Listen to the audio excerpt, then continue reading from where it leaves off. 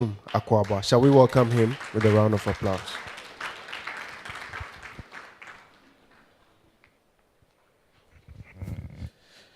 Thank you very much, and good morning to all of you. A small point of correction, I'm actually not the president of AGI, I'm the CEO, so don't put me into trouble. Yes, so the CEO of Venture Capital Trust Fund, leaders of various business associations that are here, AGI, Chamber of Commerce, FAGE, Ghana Startups Association, members of our associations. It's indeed a pleasure to be here. And I think that the Venture Capital Trust Fund has done a very good thing for bringing us together today to listen to them and discuss a very important subject matter of finance. I believe most of us as businesses, when you speak to us and you ask of our challenges, the number one we cite is always finance. Of course, we know there are other challenges, and we know those challenges impact on our businesses, but finance is key. And therefore, a subject matter of this nature is critical. So I'm not surprised that we have good numbers here. And I believe that if people even hear more of it, they'll be approaching you subsequently to seek more information and get actively involved. As we know, finance has always been a big problem for most businesses. And if you talk to our businesses, after all the problems they cited, if they don't cite finance, then they haven't spoken. And we have a business barometer survey, a survey that AGI does every quarter, and we've been doing this consistently for over 10 years. And every quarter when we do it, we actually ask for the top 5 challenges. Sometimes we ask for top 10, and we rank them. And you can be sure that access to finance will always feature. It always features. So I was wondering whether we are really solving the finance problem or we are growing the problem, so it's never getting out of our rankings. And I hope that what we are doing today, perhaps future surveys, will relegate it a bit to the background. So we see other factors that we should consider. So finance is key. I must admit that there has been some improvement, though, when it comes to access. From the 2000s, in the advent of the investor banking concept, there has been some improvement. But if you look at it, the improvement we saw really was more of access to short-term financing. The medium to long-term is still lacking. It is still a very, very big challenge. And therefore, when the Venture Capital Trust Fund was established in 2004, it was indeed a good thing. It was hailed by all of us, especially our SMEs, because we knew that it was going to provide a critical intervention to support our SME development. And over 15 to 19 years down the line, the question is, how far have we come after the establishment of the Venture Capital Trust Fund? Has it solved our problems? Has it addressed our issues? Have they done very well? It's not for me to do assessment, but I think the presentation we heard from the CEO is clear. A lot of effort has been made, and we must appreciate the progress that has been made. But when you look at the numbers, the fact that up to date, we've not funded more than 70 businesses, it doesn't make the numbers very exciting. It clearly means that there's a lot more work to be done, in spite of the challenges that we have achieved. And one major challenge that they also face, which has been well articulated here, is their own capitalization. You can only give what you have. If you don't have, you cannot give. And therefore, if they are having challenges with inflows, then disbursements will also be equally affected. And considering the key role that they play, that's where we should all support their call for stronger capitalization from central government. I don't see why a crucial institution such as venture capital, we can't have a percentage of a national budget earmarked on a yearly basis and say this is for venture capital fund to operate and to support businesses. I think we should get to that level. he mentioned that there was a fund that was infrastructure fund also that they were supposed to be giving 25%. The fund was collapsed, and therefore it affected the inflows and all that. I don't think that is how we should go, because we all know the important role that the businesses play. SMEs, over 90% registered enterprises, employing large number of people. If we get it right, our unemployment problems will be largely resolved. And therefore, we should advocate strongly for venture capital trust fund so that they can get good funding.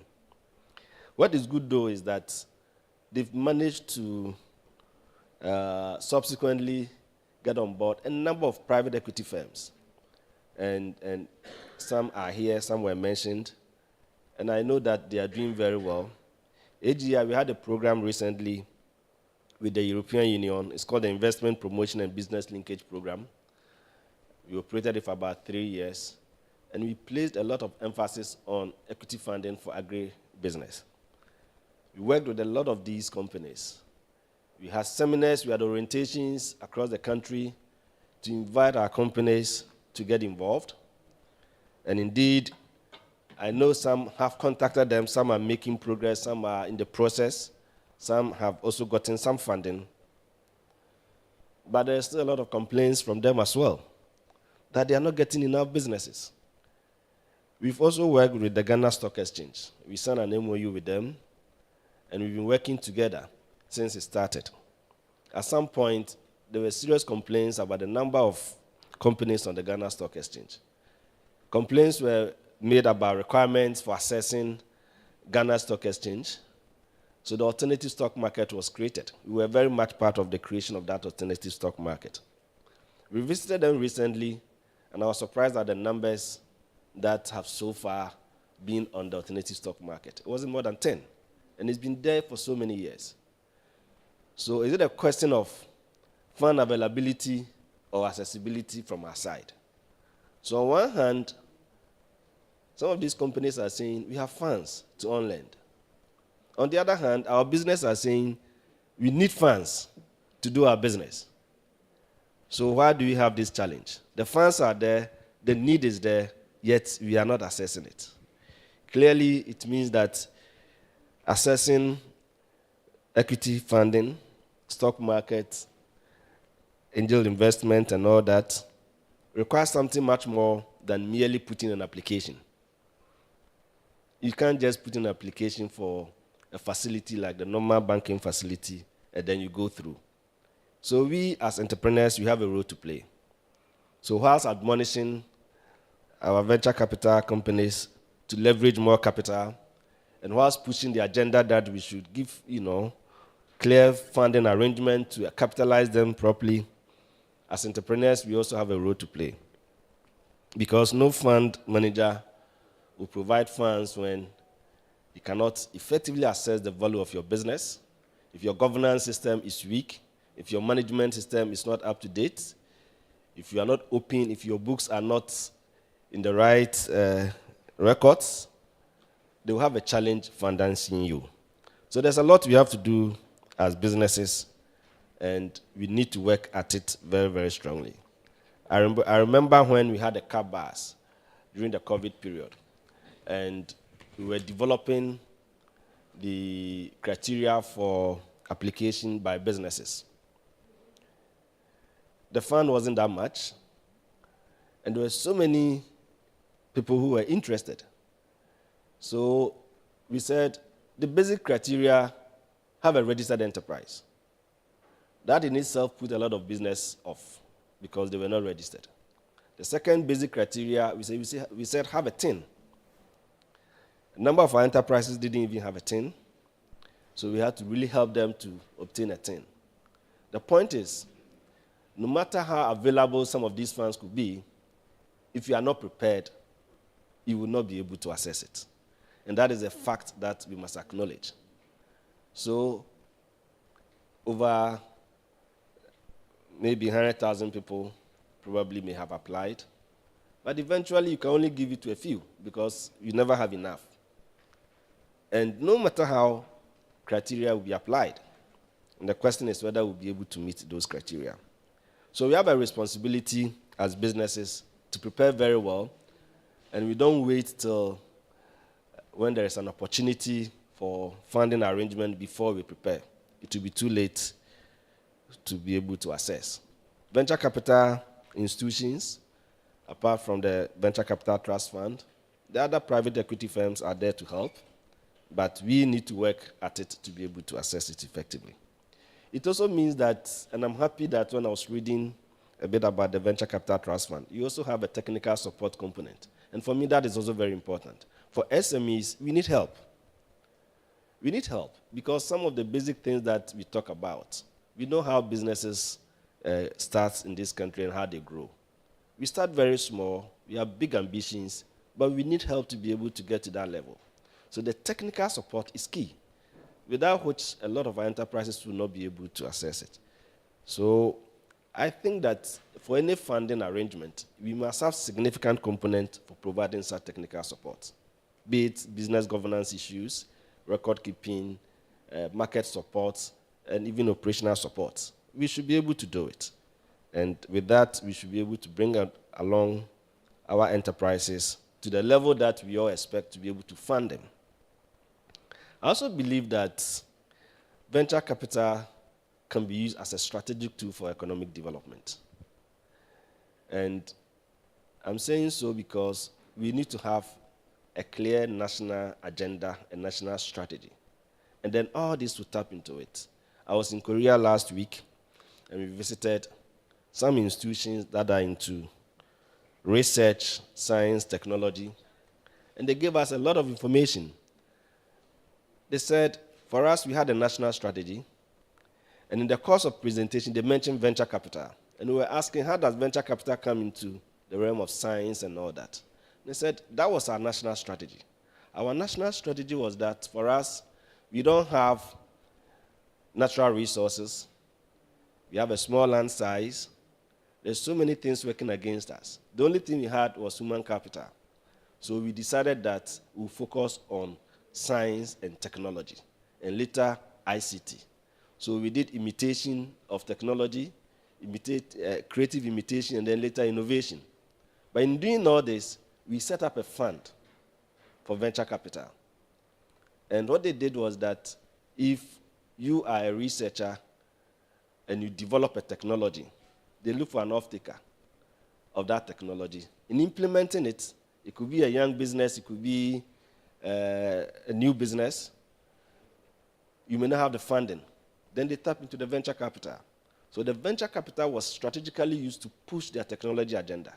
And today, they have developed all kinds of technology, have global businesses like Samsung, LG, Kia, Hyundai, and they are selling all over the world, lifted their people out of poverty. So venture capital, I see it as a major, major strategic tool for developing our economy, if you use it rightly. I was looking at some of the sectors that you've covered, and I think these are all important strategic sectors. But perhaps we should go into it a lot more and also integrate it with other ministries. Ministry of Trade is doing something, Ministry of Agric is doing something, and I keep saying that Ministry of Agric should feed industry. We know their core business is food security, but we should go beyond that to make sure that they produce to feed industry. In doing so, we must select the products that the industry needs most, and then we feed it. And in doing so, we must identify companies that can produce those products. And when we identify those companies, venture capital should come in and support such companies. So we must have proper linkages of all these institutions and activities under a national plan that is very strategic, that is moving us to another level. In that case, we would have used venture capital in a very right sense, and it would have helped a great deal in moving our development agenda. The recent development we had with COVID and the Ukraine war taught us a big lesson. When at some point we were even afraid that perhaps the critical goods we needed in the country may not be coming in. They were essential commodities. So we were all afraid at some point. But we thought that as a country, we should have a strategy that ensures that for our essential commodities, we produce them in this country. So we started discussing it. Today, I know about 23 or so products that have been identified. 3 of them, we've even started working on it. But that should be the focus. So for those 23 products, which of them are we producing and which of them is venture capital going to fund? So we are funding strategic areas of our economic development, and the rest of us as SMEs will also tap into it. Business linkages will be there, and then we all have the benefits of total development. So venture capital has a major role to play, and I think their capitalization is key. The private equities that are working also continue to work in a way that brings benefit to all of us. But as coming from AGI, I don't think I'll stand on a platform like this and talk without talking about business environment. Because it's key. It's key to everything. A lot of the things we do as businesses, we have control over it. So as we come here and we are getting education, we are getting orientation, it's within our management capacity to control those factors. But there are external factors that we have no control. And when they hit us badly. And indeed, if you are confronted with such challenges, the injection of capital by venture capital will not solve the problem. And indeed, you become a less plausible candidate for venture capital funding. So business environment issues are of critical importance to us, and that's why we always talk about macroeconomic stability is key to everything that we do. Inflation within reasonable levels, exchange rate, these are fundamentals of the economy that we must always get right. So at this stage of our development, I think these factors are key. But we can't continue talking about external environment. The crucial part is we as individual businesses, what can we do to be able to access such funding? And I believe today's discussion will give us a lot of highlights, a lot of information, and let's make the necessary moves. Sometimes we listen to some of these, we come to some of these workshops, we pick a lot of information, but making the moves becomes a challenge. And you'll be surprised that others do, and they are getting it. As was mentioned here, quite a number of companies have gone through the process. They are getting funding. They are expanding their businesses. They are moving into new frontiers. So you should all try and make that move. Sometimes you'll be surprised that the little move you make can give you such a huge benefit, and you get access to funding that is cheaper. We always complain about cost of funding, and it's real. How can you be borrowing at 25%, 30% plus, and expect to do retooling, expansion, and have a moratorium of 3 months and expect to do big ticket business? It is almost impossible. It's a difficult one. So for us, venture capital and equity funding is key, and we must work to make sure it works for us, both the providers of the service and we, the recipient as well. So on this note, thank you very much. I believe that as we interact, we'll get more information and do our best to support our businesses. Thank you.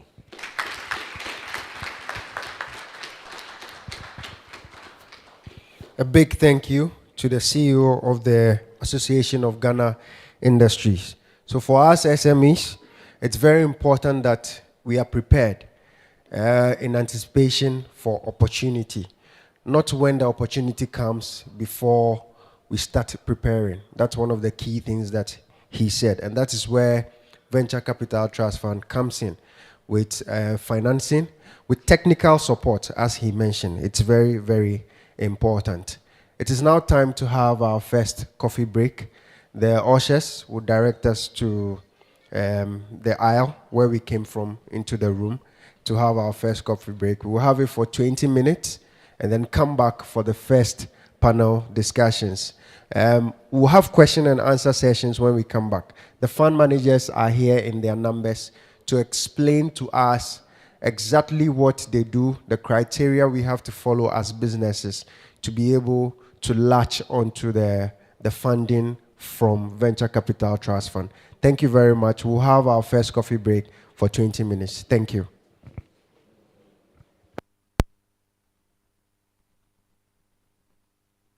Of the videos.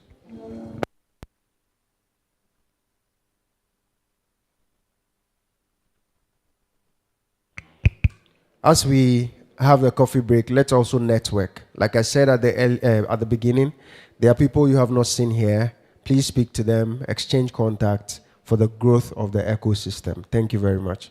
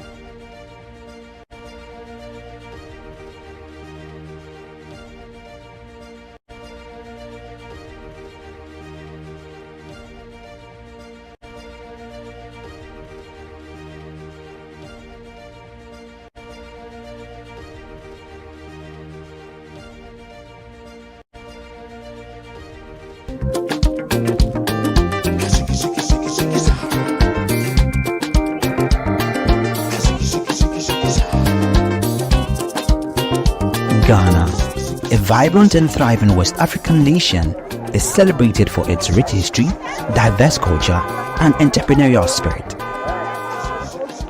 In recent years, the Ghanaian economy has experienced significant growth and development, thanks in part to venture capital financing. The Venture Capital Trust Fund, VCTF, or the Trust Fund, was established by the VCTF Act 2004, Act 680, with two clear mandates. 1. Investing in venture capital funds dedicated to investing in small and medium-scale enterprises, and deploying monies to support other activities and programs. Venture Capital Trust Fund, since we started operations in 2006, have established 11 funds. These funds cut across all the sectors. We have health, education, etc. We have managed to create over 3,000 direct and indirect jobs. And we have also managed to leverage the money that was given us to over $100 million. The vision of Venture Capital Trust Fund is to have a thriving VC industry in Ghana. And the whole idea is to ensure that all the pieces that comes together in making investment into SMEs for growth. We believe that when we invest in small and medium enterprises, they will grow, they will create jobs, they will produce things that we keep important into this country, and that growth will live with us. And so that's really what our vision is. And we try to look at more import substitution kinds of companies and also export-oriented kinds of companies in order to have that balance of payment and to grow the economy. In 2020, the minister put us on the Ghana Economic Transformation Project, a project that was taking $200 million USD from the World Bank. So we were part of it, and as a result of that, we have been recapitalized with an amount of $40 million USD to invest in the SME sector. And that is why, come this year alone, in 1 year, we've been able to set up 3 funds, as against the 7 that were set up over a period of 16 years. The VCTF team comprises dedicated professionals who work closely with fund managers to ensure the success of the businesses they support. Their commitment to the growth and development of Ghana's SMEs has significantly impacted the nation's economy. Venture capital is mandated to invest in SMEs through fund managers. But for us to settle on a fund manager, there are a few things to look out for. 1, we must find a fund manager whose interest is aligned to that of the Venture Capital Trust Fund. The fund must aim at making impact, creating jobs, making employment, sustaining employment, and for that fund manager, their ultimate interest must align in economic growth. The other thing we look out for is impact. We do not invest in fund managers who are just not going to make impact. You must make impact, and the fund must ultimately lead to economic development. We have 2 funds. The first one is a bankers venture fund in which VCTF invested $4 million in an $11 million fund. Under that fund, we provided funding for 8 portfolio companies. Those 8 portfolio companies, I would say that there was an average of $1 million in a company. Those companies generated directly about 1,500 employments. Everpure is a water producing company that was predominantly sachet water producer and also doing some bottle. They had operations in Kumasi and Tema. We provided funding for them to set up one of the state-of-the-art facilities in Tomefa near Weja in that area. It has helped us to create a job. At the time of investment, the employment count was just about 120. As of today, we have over 300 direct jobs, and we are impacting more than 1,000 in the value chain, in the distribution and sales network, as well as those in the supply chain. Paper Magic is a company that started basically as a printing company. Okay, We were just printing. We were in Newtown, as everybody was, just doing printing, funeral programs, books here and there. And then I remember we got a job to do envelopes, billing envelopes for MTN. So a friend of mine brought a job knowing I was in printing. And so I took the job thinking that I could get a company that could do it for me. I roamed the whole of Accra. I didn't get any company to produce it for me. We eventually had to do that job manually. So from that day, I said to myself, how come every envelope in this country is imported? We should be able to do it in this country. That's how come Paper Magic was born. But 3.5 years ago, a friend of mine introduced me to Impact Capital Advisors. That they were a company that was looking for young enterprises like ours to invest in to help them to grow. So I spoke with them, went to their office, we had a chat. And it took us back and forth, probably more than 2 years for us to be able to arrive at. But it was a good experience because it kept me learning so many things. I had to put my papers right, to do our documentations right, our records and all that. So that 2 years, and I always tell them that I'm very grateful for that 2 years period because it made us learn a lot within that 2 years. So yes, we went through all that rigorous process with them, and then eventually they agreed to sign up in their projects. The funding has been wonderful, but for me, the highlight is not really the money. The highlight is the discipline that the fund brings to bear. VCTF's investments have played a crucial role in supporting the growth and diversification of Ghana's economy. Their contributions have led to job creation, increased access to essential services, and the development of innovative solutions that improve the lives of Ghanaians. Through their investments in key sectors, VCTF continues to help shape the future of Ghana's economy and create a lasting impact that will be felt for generations to come. As the Venture Capital Trust Fund continues to support the growth and development of Ghana's SMEs, they remain committed to empowering entrepreneurs and building a brighter future for the people of Ghana.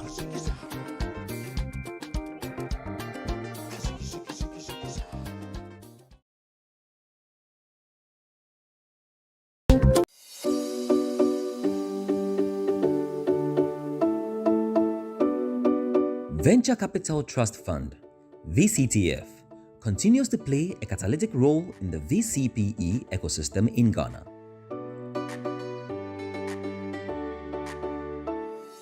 Since 2006, when the institution began operations, the Trust Fund has invested more than 138 million cedis to 10 funds. These investments have also leveraged about 590 million cedis from both local and international public and private investors. Venture Capital Trust Fund Act is an act of parliament that established Ghana Venture Capital Trust Fund in 2004. The act mandated VCTF to do two main things: to provide funding to SMEs through venture capital financing companies, or what we usually call fund managers. And then the second mandate is to develop the venture capital industry, or the venture capital ecosystem. VCTF also plays a critical role as an ecosystem builder. Notable among them is the establishment of the Ghana Venture Capital and Private Equity Association, GVCA. The Trust Fund also contributes to building capacity of regulators, policymakers, and other stakeholders in the VCPE asset class. VCTF's investments has led to investment in 63 private businesses across various sectors, including agriculture and agribusiness, education, health, financial services, manufacturing, real estate, etc., across the regions in Ghana. The Venture Capital Trust Fund actually is an investor and it's also a market builder. So we support first-time fund managers, raise funds, and we invest as catalytic investor. Usually that is what is supposed to happen because government has to catalyze the market for other investors to follow. So far, our investments have created more than 3,800 direct jobs and about 15,000 indirect jobs. Notable among our investments are schools that serve the country's educational needs from primary to the tertiary level. There are also specialist hospitals in DNA, pediatrics, and cancer treatments that continue to save lives. In the next 3 years, VCTF as an anchor investor intends to deploy about 1.5 billion Ghana cedis into funds to be domiciled in Ghana, which will invest in SMEs that operate in the transformational sectors of the Ghanaian economy for job creation, wealth creation, and cumulatively generate revenues to the government through taxes of all forms. VCTF will also continue its ecosystem building role by engaging key stakeholders aimed at improving the regulation in the VCPE space and to unlock local and international funding to support private businesses in Ghana. However, access to finance is a key constraint to SME growth. It is the second most cited obstacle facing SMEs to grow their businesses in emerging markets and developing countries. SMEs are less likely to be able to obtain bank loans than large firms. Instead, they rely on internal funds or cash from friends and family to launch and initially run their enterprises. The World Bank assets the total value of Ghana's financial assets forms 52% of its gross domestic product, with banks controlling 37% of the nation's financial assets. Fund management companies 3%, insurance firms 2%, pension firms 8%, and specialized deposit-taking institutions controlling 2% respectively. Ghana's SME sector contribution is one of the highest amongst emerging market peers and is critical to Ghana's ambition of becoming a service-based economy.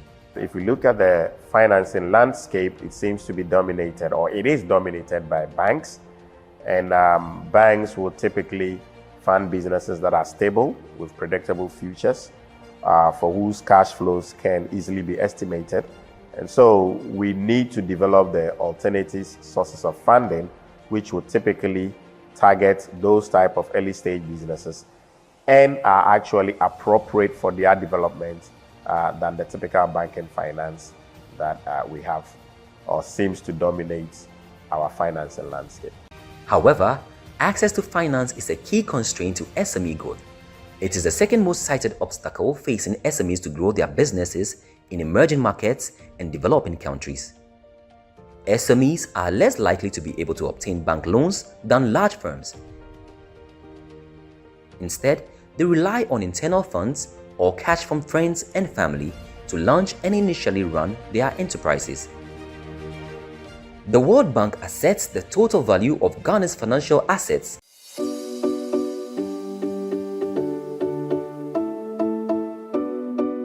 Venture Capital Trust Fund, VCTF, continues to play a catalytic role in the VCPE ecosystem in Ghana.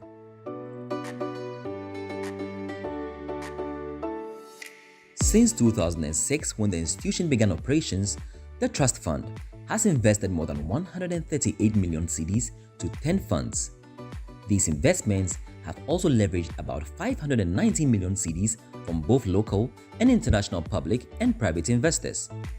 Venture Capital Trust Fund Act is an act of parliament that established Ghana Venture Capital Trust Fund in 2004.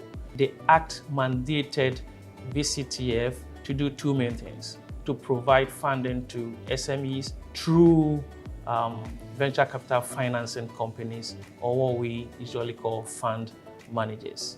And then the second mandate is to develop the venture capital industry, or the venture capital ecosystem. VCTF also plays a critical role as an ecosystem builder.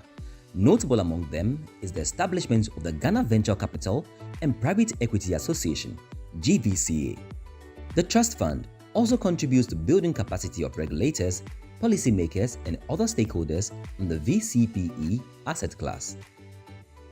VCTF's investments has led to investment in 63 private businesses across various sectors, including agriculture and agribusiness, education, health, financial services, manufacturing, real estate, etc., across the regions in Ghana. The Venture Capital Trust Fund actually is an investor and it's also a market builder. So we support first-time fund managers, raise funds, and we invest as catalytic investor. Usually that is what is supposed to happen because government has to catalyze the market for other investors to follow. So far, our investments have created more than 3,800 direct jobs and about 15,000 indirect jobs. Notable among our investments are schools that serve the country's educational needs from primary to the tertiary level. There are also specialist hospitals in DNA, pediatrics, and cancer treatments that continue to save lives. In the next 3 years, VCTF as an anchor investor intends to deploy about 1.5 billion Ghana cedis into funds to be domiciled in Ghana, which will invest in SMEs that operate in the transformational sectors of the Ghanaian economy for job creation, wealth creation, and cumulatively generate revenues to the government through taxes of all forms. VCTF will also continue its ecosystem building role by engaging key stakeholders aimed at improving the regulation in the VCPE space and to unlock local and international funding to support private businesses in Ghana.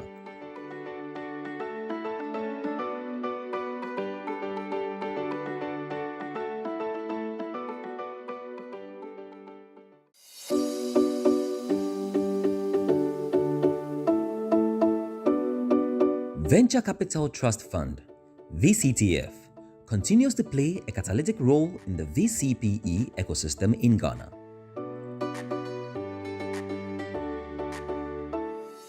Since 2006, when the institution began operations, the Trust Fund has invested more than 138 million cedis to 10 funds.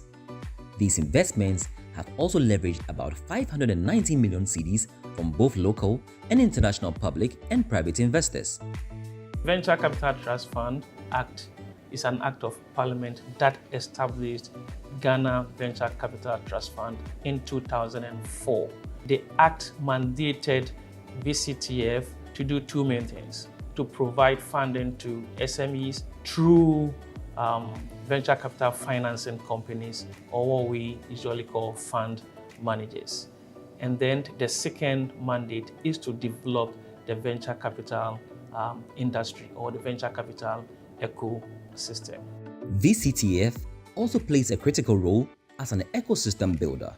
Notable among them is the establishment of the Ghana Venture Capital and Private Equity Association, GVCA. The Trust Fund also contributes to building capacity of regulators, policymakers, and other stakeholders on the VCPE asset class. VCTF's investments has led to investment in 63 private businesses across various sectors, including agriculture and agribusiness, education, health, financial services, manufacturing, real estate, etc. across the regions in Ghana. The Venture Capital Trust Fund actually is an investor and it's also a market builder. So we support first-time fund managers, raise funds, and we invest as catalytic investor. Usually that is what is supposed to happen because government has to catalyze the market for other investors to follow. So far, our investments have created more than 3,800 direct jobs and about 15,000 indirect jobs. Notable among our investments are schools that serve the country's educational needs from primary to the tertiary level. There are also specialist hospitals in DNA, pediatrics, and cancer treatments that continue to save lives. In the next 3 years, VCTF as an anchor investor intends to deploy about 1.5 billion Ghana cedis into funds to be domiciled in Ghana, which will invest in SMEs that operate in the transformational sectors of the Ghanaian economy for job creation, wealth creation, and cumulatively generate revenues to the government through taxes of all forms. VCTF will also continue its ecosystem building role by engaging key stakeholders aimed at improving the regulation in the VCPE space and to unlock local and international funding to support private businesses in Ghana.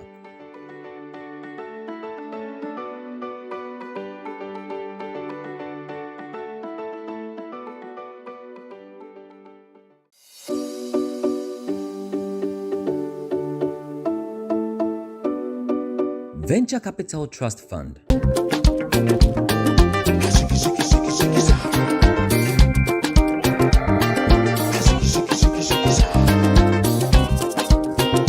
Ghana, a vibrant and thriving West African nation, is celebrated for its rich history, diverse culture, and entrepreneurial spirit.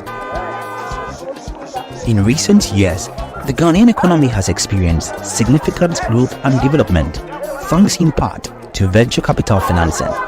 The Venture Capital Trust Fund, VCTF, or the Trust Fund, was established by the VCTF Act 2004, Act 680, with two clear mandates. 1.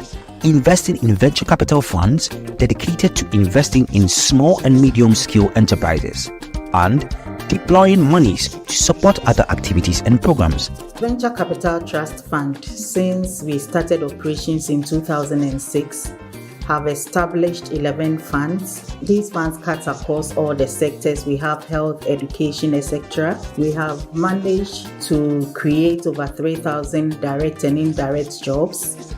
And we have also managed to leverage the money that was given us to over $100 million. The vision of Venture Capital Trust Fund is to have a thriving VC industry in Ghana. And the whole idea is to ensure that all the pieces that comes together in making investment into SMEs for growth. We believe that when we invest in small and medium enterprises, they will grow, they will create jobs, they will produce things that we keep importing into this country, and that growth will live with us. And so that's really what our vision is. And we try to look at more import substitution kinds of companies and also export-oriented kinds of companies in order to have that balance of payment and to grow the economy. In 2020, the minister put us on the Ghana Economic Transformation Project, a project that was taking $200 million USD from the World Bank. So we were part of it, and as a result of that, we have been recapitalized with an amount of $40 million USD to invest in the SME sector. And that is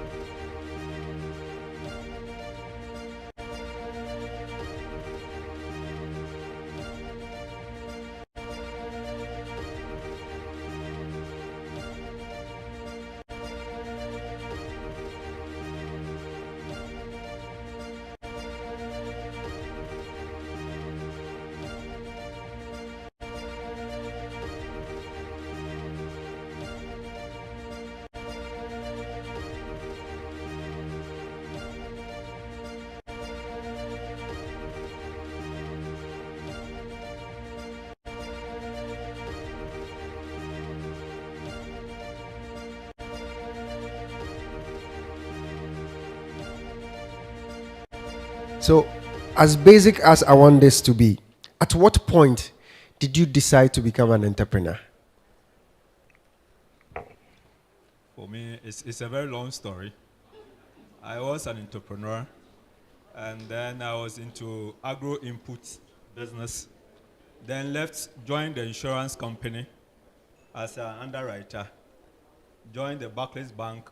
At a point, I left for the Ministry of Agriculture, and then came back to entrepreneurship. That has been my journey.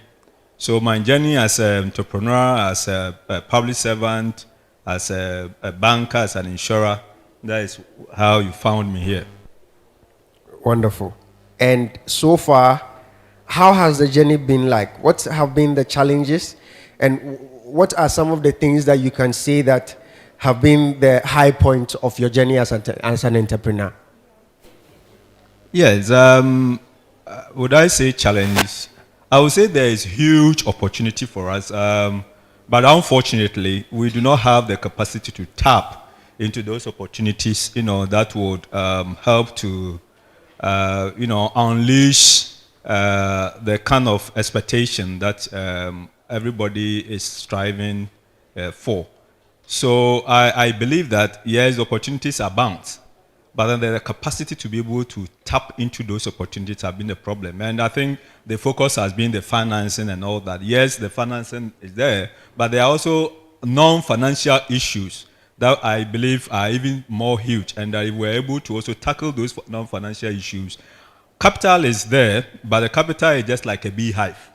You put a beehive there, and once you put the bait, you have the bees that are hovering around all over the place, and then they will be interested to come to the hive and then develop the honey. You understand? Yes. So, but when the focus is all on the capital, you get the capital, and then a lot of people have also gotten the capital and misapplied them. But then the skill set for me, if you ask me specifically, the skill set is lacking. That is where we need to work on. We also need to look at the market, for instance. Mm-hmm. Everybody wants to produce, everybody wants to export.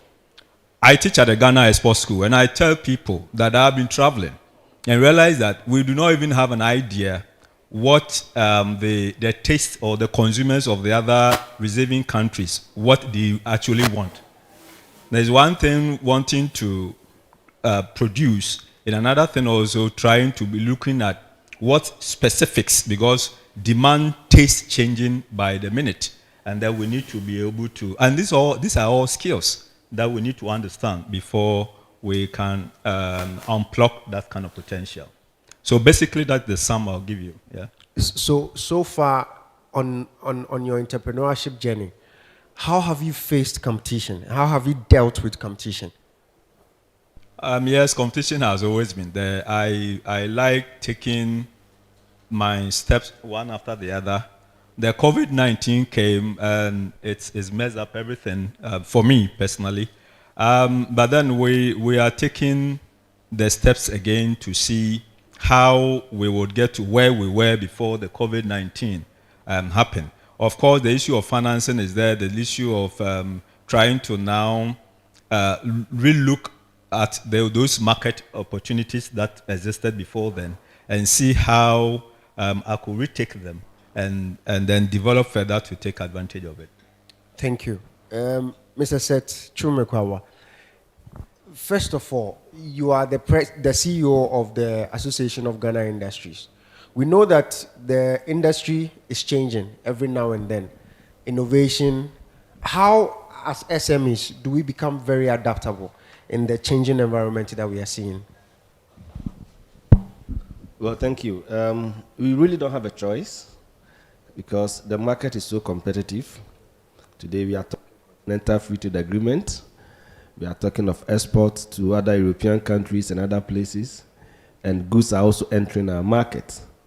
And they are coming in with new products, innovative products, new ideas, new thinking. So we don't have a choice than to adapt and adapt quickly. Otherwise, we will not survive in the market. And to do that, we must adapt the right technologies. We must look out there. I think that emphasis on science and research is key. In our businesses, the basis for any decision making should be based on science and research. And when I say science, it's not the hardcore fiscal science. It's also based on facts, data. If you are making any decision and it's not based on data, you can't develop a product that you wouldn't have the market for. And if you want to adapt, it means that you must also learn from others. The example I was giving of Korea, they decided that they will start with imitation. So they take any product, they digest it, and then make sure that they understand the product. Then they imitate. They do the same. They pick, scientific development that has, you have intellectual properties for everything you develop. They look at the one that has been expired, and then they pick it. In that case, you can imitate without being, being in trouble. And then they move to a level where they do what they call creative imitation, which means that what you have done, they add on. And then they come to innovation, where they develop something completely new. We should adapt a similar model in our businesses. If you want to be on top of the competition, you must examine your own product very well. You must examine the competition well, look at what the others are doing, and then try and do something that makes it better.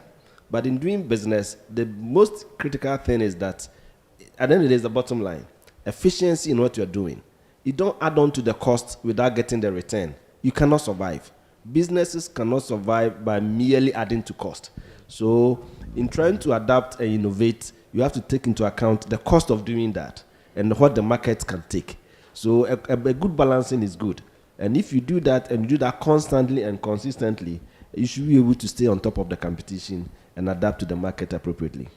Thank you. So for SMEs that are not currently under AGI and are seated here, what would you tell them to come on board with AGI so that the support that they need they'll be getting?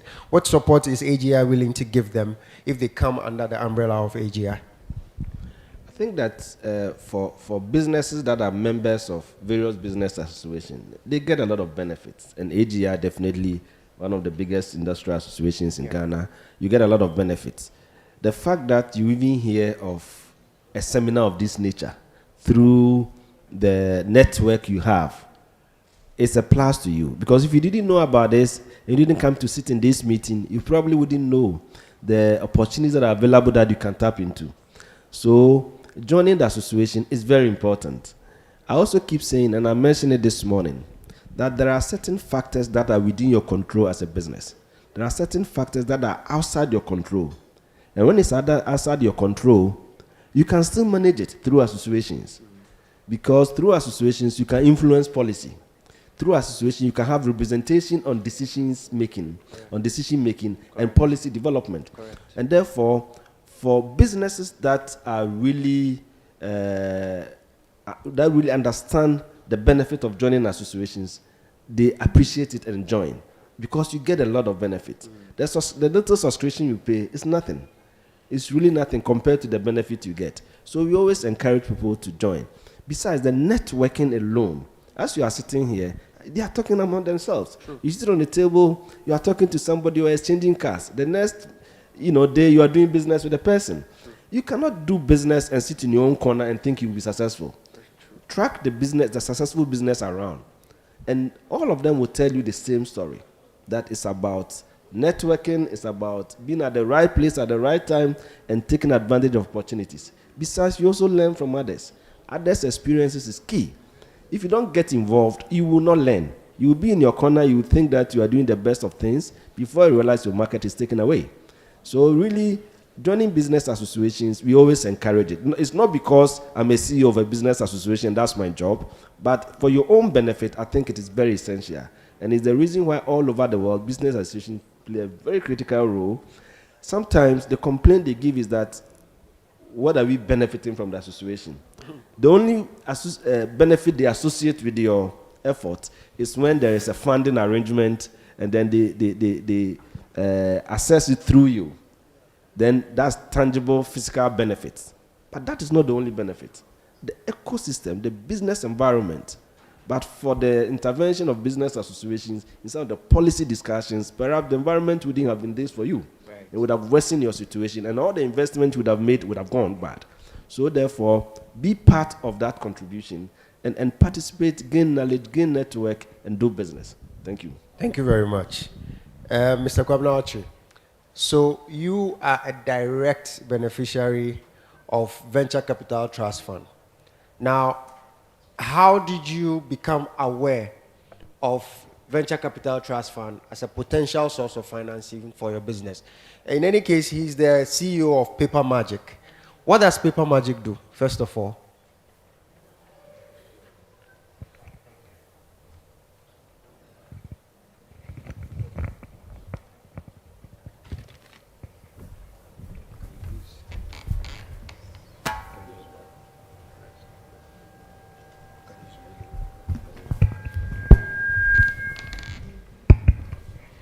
Okay, thank you. Paper Magic, we are basically a paper packaging company. Okay, we are on our way to becoming the alternative to plastics in the country. So all our focus is trying to produce paper for everyday use to replace plastics. So now we are producing envelopes, and when I say this, people don't believe it. But today in our country, if you buy any envelope in this country, brown envelope, white official envelope, the only envelope that is produced in Ghana is from Paper Magic. All the envelopes you see in the country are imported, and sometimes you marvel how a country can develop with basic things like envelopes all being imported. Okay, basic things like these things, when you buy meat pie or at the roadside, they put that bag, they put paper bag, they put all of them, they import some into the country. Okay. Basic things, paper bags. We are not able to use paper bags because now paper bags, if you want a paper bag, you must call somebody and tell him what you want, then they will do it customized for you. No company produces paper bags in huge quantities like the plastics do, where the wache sellers, cocoa sellers can go and buy in dozen and different sizes for you. No company does that. Even simple things like cash wrappers, when you go to the bank to withdraw money, the bank they put in. You go to the bank, the security people who are supposed to provide security, they have been gluing the thing for the cashiers. All of these things, we don't have companies producing them in large quantities. So our focus is to provide that. Produce paper bags in huge commercial quantities where the cost can come down, so that wache sellers, cocoa sellers, and all that, instead of putting it in that bag they call a riasiesu, they won't put it. They can put it in a paper bag, okay. And so that is what we do right now. Great. So, at what point? How did you become aware of Venture Capital Trust Fund? Okay. So after many years of jumping from one bank to the other, a colleague of mine mentioned the Impact Capital Advisors. I was hesitant because I had given up on going to look for money, because sometimes, and when you want to take facilities from some of the banks, the financial institutions, they'll take you through a long process, and then you go and feel like this, where we have gotten to, tomorrow by the time I come, the money is ready. And the whole process has to start again, and you don't get it. So I went to speak with the Impact Capital Advisors, and then we started a conversation from there. And to be honest, it wasn't easy, okay? And that's why I appreciate what Mr. Akwabwa said. The funds can be available, but for you to be able to access it, you must be ready, okay? We went through I think from the time I spoke with them to the time we actually got off was something, I think almost 2 years. We had to go back and forth. And I always say that apart from the fund, the money that came, my biggest, what is more important to me, apart from the money, is the process that they took me through to be able to get the funding, okay? Because until I met Impact Capital VCTF, I didn't know how to take monthly salary. I haven't taken some before. Okay, that I'll get money today and wait for 30 days later to get another money. I haven't done some before. Okay. And that is some of the problems that entrepreneurs we bring onto ourselves. Okay, so the discipline that it takes you through, the type of things they will make you do. Even when I was in school, I'm not sure I have read a document, a 100-page document at once before. I have not. But they will send me a document to read and fill it, 300 pages. And I must sit down and read it and fill it and send it to them. You know, so that process of having the patience to wait and go through something systematically to achieve something, for me, is a takeaway for me. So we are very interested in the process. Kindly walk us through the highlights of the process. Where did it start from, and where did it end? Where you had the funding? Well, it started from my first day. I visited them at the office in Hachu. Okay, we had a long talk. They wanted to understand my business. Then I went back again. They came to the factory. In fact, they started the whole business with me all over again. And I always say that if I had met them earlier, the business would have been maybe a step or two further than we are now. Because during that process, I realized that there were a lot of mistakes, a lot of decisions that I made that I would not have made those decisions if I had that type of guidance. Okay, so today, before then, I was struggling with the business for almost 10 years. During all that period, I didn't know what was called management report. I didn't know that. Now, every month, I have to write it. Right now, they were telling me I have my report. Even right now, when I entered here. You see. So, the discipline that it brings on you, the fact that you cannot just take a decision. When you take it, somebody must give you a second opinion. You must run it by somebody. You know, all that process, okay? The process of even lodging your funds properly, keeping your records well, all that. Because they will want you to see a certain documentation. Okay, now we must, even in the factory, inventory management. Yeah. All we knew prior was that once we get the raw material is there.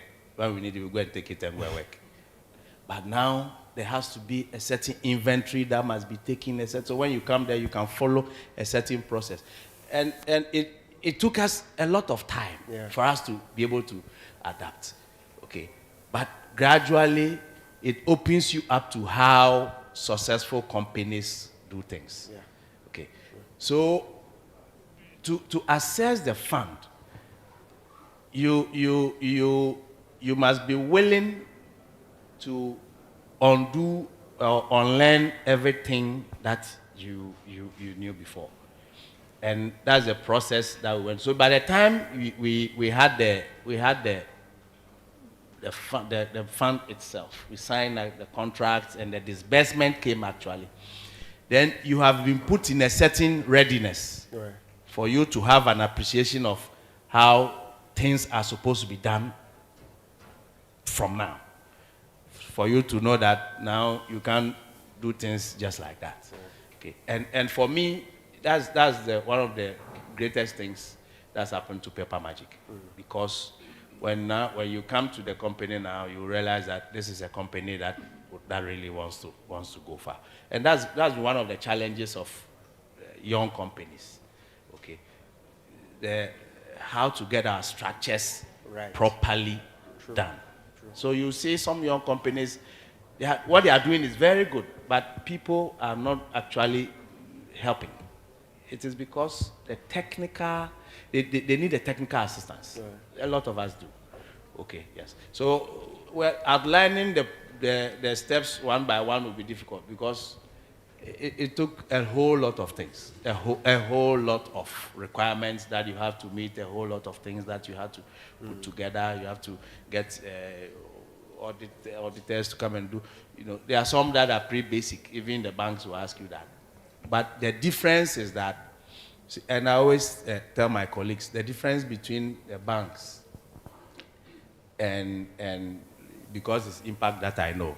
See, the banks are not interested in the cooking of the food. They are interested in the eating of the food. But the venture capitalists they help you to cook the food. Okay, they help you to put the ingredients together one after the other, and that's what they did to me. Virtually starting my whole factory afresh. Right. So, apart from the financial support, you've had extensive technical support. Yes, of course. Now, for the first time, I have a board I have a board. Wonderful. I have a board. Wonderful. Now, I'm even fighting for salary increment myself. In the past, I never even took salary, but now I'm fighting for salary increment. Okay, and so there is that control over you. Correct. Unfortunately, a lot of us don't like that. We want to feel free and do whatever we want. But now we have systems in place. My board chairman, who happens to be the CEO of Impact Capital, he can come to the factory and go and look into our storeroom. And he said, when I come back, make sure you have arranged your storeroom well. Even our storeroom, he has to go and check it and make sure that. So now we have to do things properly. So, as I said, apart from the money, and I've come to realize that a lot of the SMEs don't actually need money. Okay, we need technical support. Okay, because there are a lot of things that sometimes we want to go and make some expenditure. By the time I run it through the board chairman and take it to the board, they will tell us another way we can go around it without spending money. Okay, and you see a genuine commitment to help you to succeed. Okay, not necessarily to make you pay your loan. Okay, and that's what I them and the traditional banks. That when they give you the money, all their interest is that make sure that you are paying well, make sure you are paying your money. But there is even an understanding, if even what is on paper is not working, they are not, because they've put themselves inside the business, they understand why. And then they don't just help you to go and solve your problem. They help us to sit down and find solutions to whichever problems they are. And so for me, that part of it, for me, is even more critical than just the money that they put in your business. Right. So my last question to you, apart from the wins or the victories that you've enjoyed with the Venture Capital Trust Fund, would you say that there have been challenges that you faced working with them? Our CEO said that today is about practicalities. Just lay it bare. Have there been challenges that you faced working with them as a company? Of course. The first is that they should increase my salary. And well, maybe, and that's one I understand them. The challenge, the number one challenge we have had is and that one I understand, is the availability of funds. Because we realize that there's a lot that we have to do, but the funds doesn't come as and when as it's supposed to. Okay, and I think Mr. Sakwabwa said it. If you don't have, you can only give what you have. Okay, so if they don't have it, they can't. They can. So that is it. And apart from that, really, the other things I don't call them challenges. Okay, the strictness they bring to bear on you. Maybe their documents are too long, but if they can find a way to make them a bit shorter for us to read, But those ones are not necessarily challenges. They are things that are supposed to help you. So apart from the fact that maybe earmarked funds sometimes takes some delays in the releases. It's difficult to point out other challenges. Great. So we have heard our three gentlemen. They've spoken about financial help and technical support. Now we'll take 5 questions and then we'll get back to them. We'll take 5 questions. Anybody who wants to ask questions of them?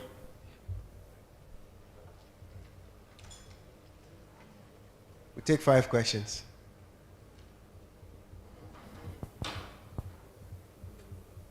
First question. We don't have any question for them. Okay.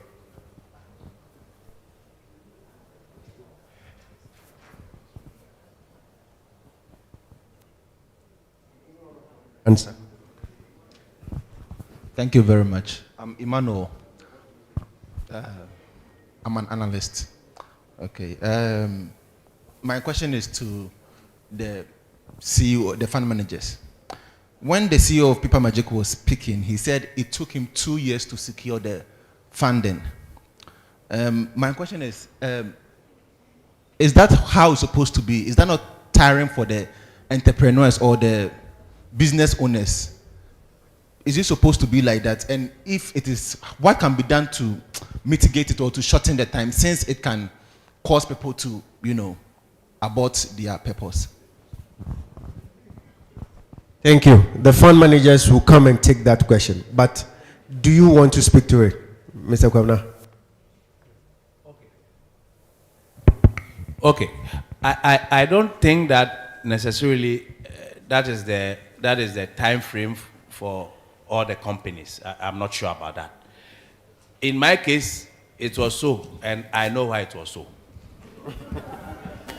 Because so there were a lot of things that I should have had.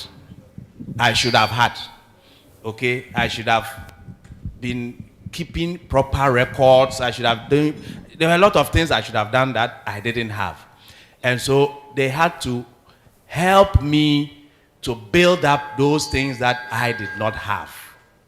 That's why it took that long. So even though it took that long, I appreciated myself why I had to submit and undergo all of that processes. Yes. Thank you. Our CEO wants to add something. I think he's an honest man. Let's give him a clap. The issues are always twofold. One from this side, one from that side. And he's being honest that, look, and what fund managers do, again, which is different from what the banks do. I know the fund managers will come, but let me just add once this question has come. When you go to a bank and then they look at your documents, tick, tick, tick, tick, you don't miss this. Loan disapproved, end of story. But what fund managers do is that, no, you have to put this one here, put it there, and then we'll look at it. No, put this one here. So they help you to put things in place. So they don't just say no to you, but then they help you to meet their requirements. So sometimes it depends on your ability to also do what they are asking you to do. And that is what may also cause the unnecessary delays. In his case, in fact, with that particular fund, you see, the fund manager has to also take the money from us. So even when they had signed the agreement, there were still delays. And then when I was talking, I mentioned the fact that sometimes we also have our issues. But going forward, especially with the new funds that we have set up, because we have received funding, what we have done is that whatever money that we have committed, whatever monies that we have committed to the fund managers, we have protected it for them. So if we've said we have committed, let's say, 20 million to fund manager A, that money is there. So anytime the fund manager requests money from us, within 2 weeks, that money will reach the fund manager for them to pass on the money to the company. So that funding part of it, I know you were struggling sometimes. Yes, we've committed, the money will be coming and then it will delay. not from his end, but from our end as well. But going forward, especially with the funds that I mentioned that we've set up between last year and this year, and the ones that we are setting up next year, we are 100% covered, and those delays will not be happening again. Thank you. Thank you very much, CEO. Good morning. I'm Justice Oforelike. I'm a business development consultant. CEO of Paper Magic. I want to ask from you, regarding your relationship with your board chairman and yourself. You've now find yourself in a position where you are begging for salary increment.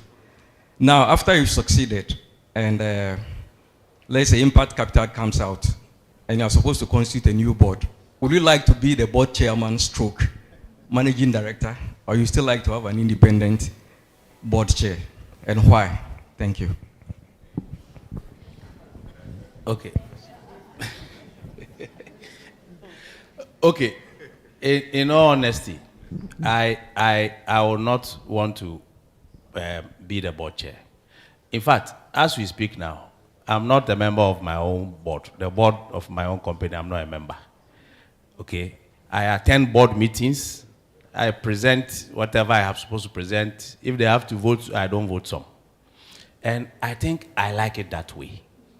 Okay? I would like it that way. So after the exit, which I hope it to be very, very soon, I would still want to maintain that structure so that I have some supervision on my head so I don't start doing free range things again. Thank you. Let me just add, when it comes to SMEs and board representation, I think it's a very essential part of business development, and we must appreciate it as such. So it's good that through the venture capital arrangement, you've been compelled, more or less, to do this. And I like the idea that you continue to sustain it. When it comes to appointment of board members, sometimes we lose sight of the essential elements of it. You bring board members who can contribute to the development of your company, not mere friends, not family members. You have to be selective. Sometimes people make sure they bring a lawyer so that when it comes to legal aspect of things, you can support it. Sometimes people bring technical people. When it comes to business operations, he can help you. Sometimes through the board, a board member, you get business, network. So you consider all this in appointing your board members. And therefore, if you do so, at no point would you say, because there's no more pressure on you, you will relegate your board members to the background, because they are all there for very specific purpose, and they help your business to grow.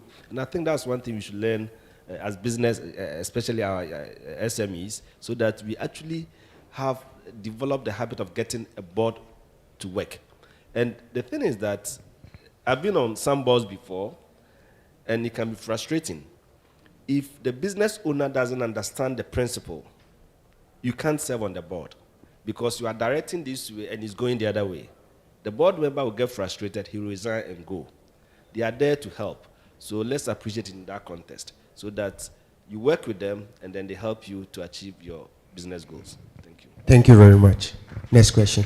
Yeah, thank you very much. I want to find out, okay, my name is Frederick Eduamuako. I am from the Ghana National Chamber of Commerce and Industry. So I want to find out how we can deepen the interaction between venture, trust capital, and the business associations. Like Mr. Kwabwa rightly said, business operators, SME, they need a lot of funding. But the process of getting these funds is very laborious, and regular interaction between the fund managers and venture trust capital fund would help them to properly understand what they need to do, so that it can shorten this process of assessing that fund, and they can be able to grow their businesses. So that is an appeal to you to consider. Thank you very much. Thank you. Any?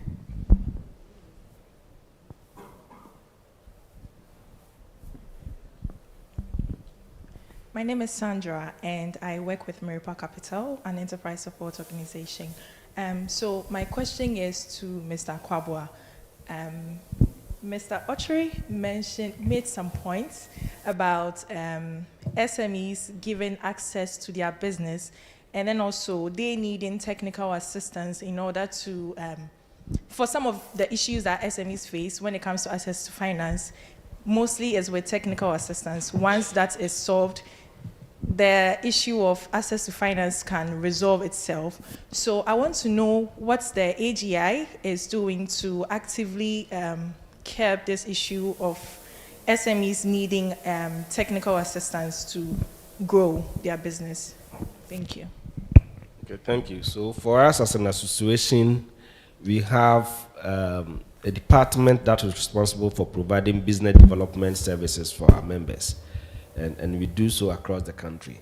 I must admit that we don't have adequate in-house capacity to provide all the key services. So we work with a lot of partners. We work with consultants, we work with development partners who also bring in resources to enable us do this.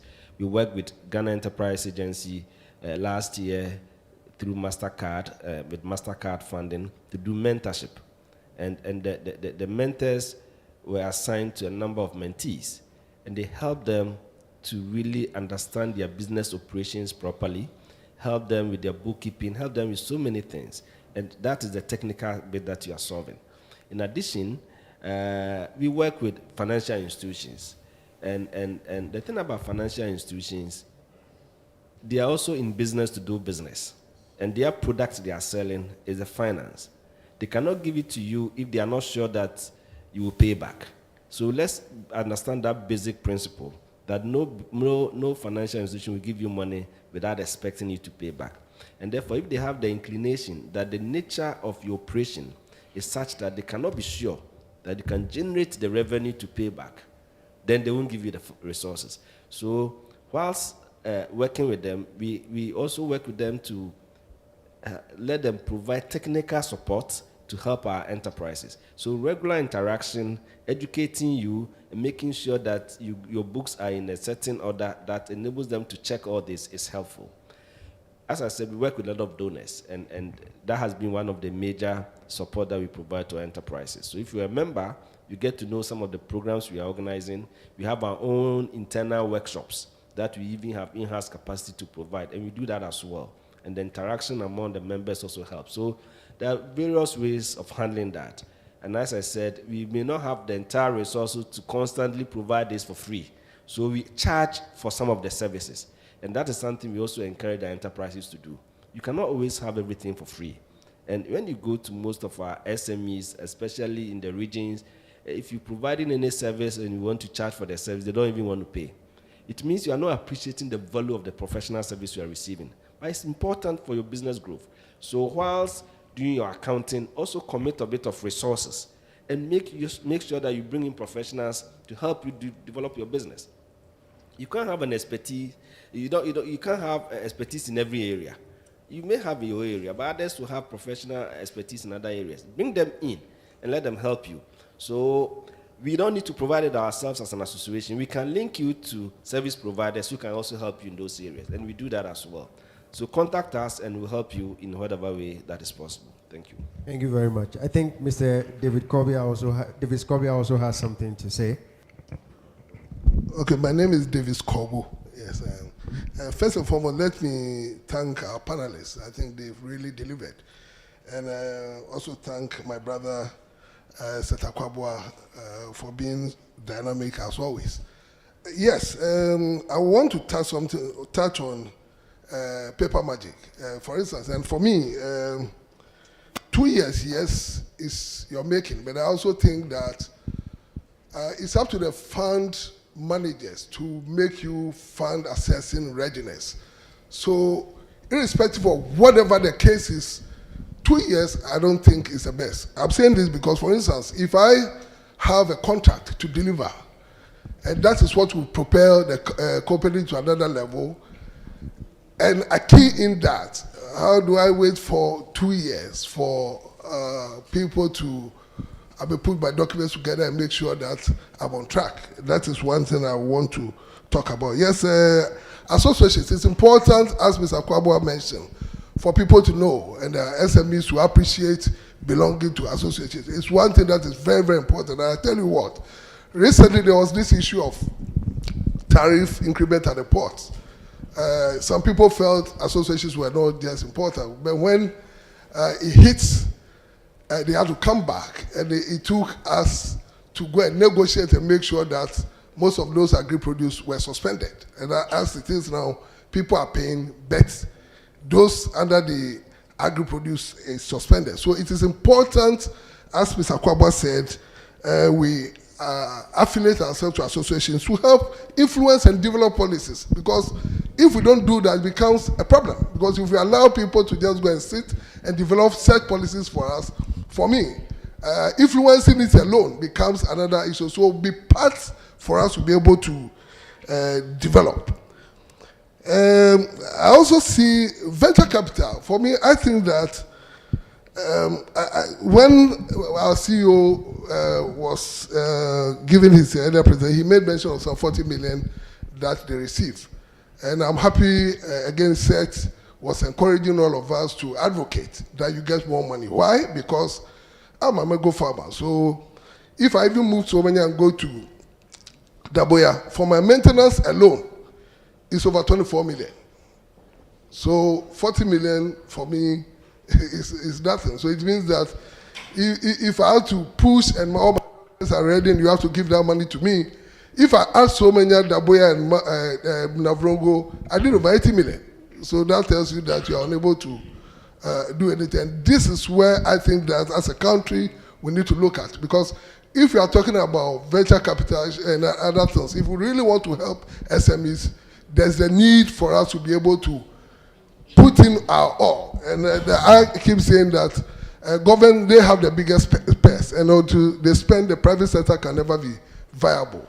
And for venture capital, I think that for technical support and other things, you should be ready to do the heavy lifting.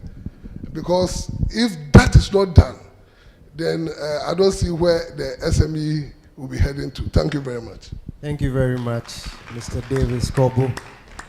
So for our final words, I would want Mr. William Ejemenu, for upcoming entrepreneurs, what advice will you give to us? Yes, thank you very much. I think let me acknowledge Nene Kobo, for the wonderful presentation he gave. That's the best way to go.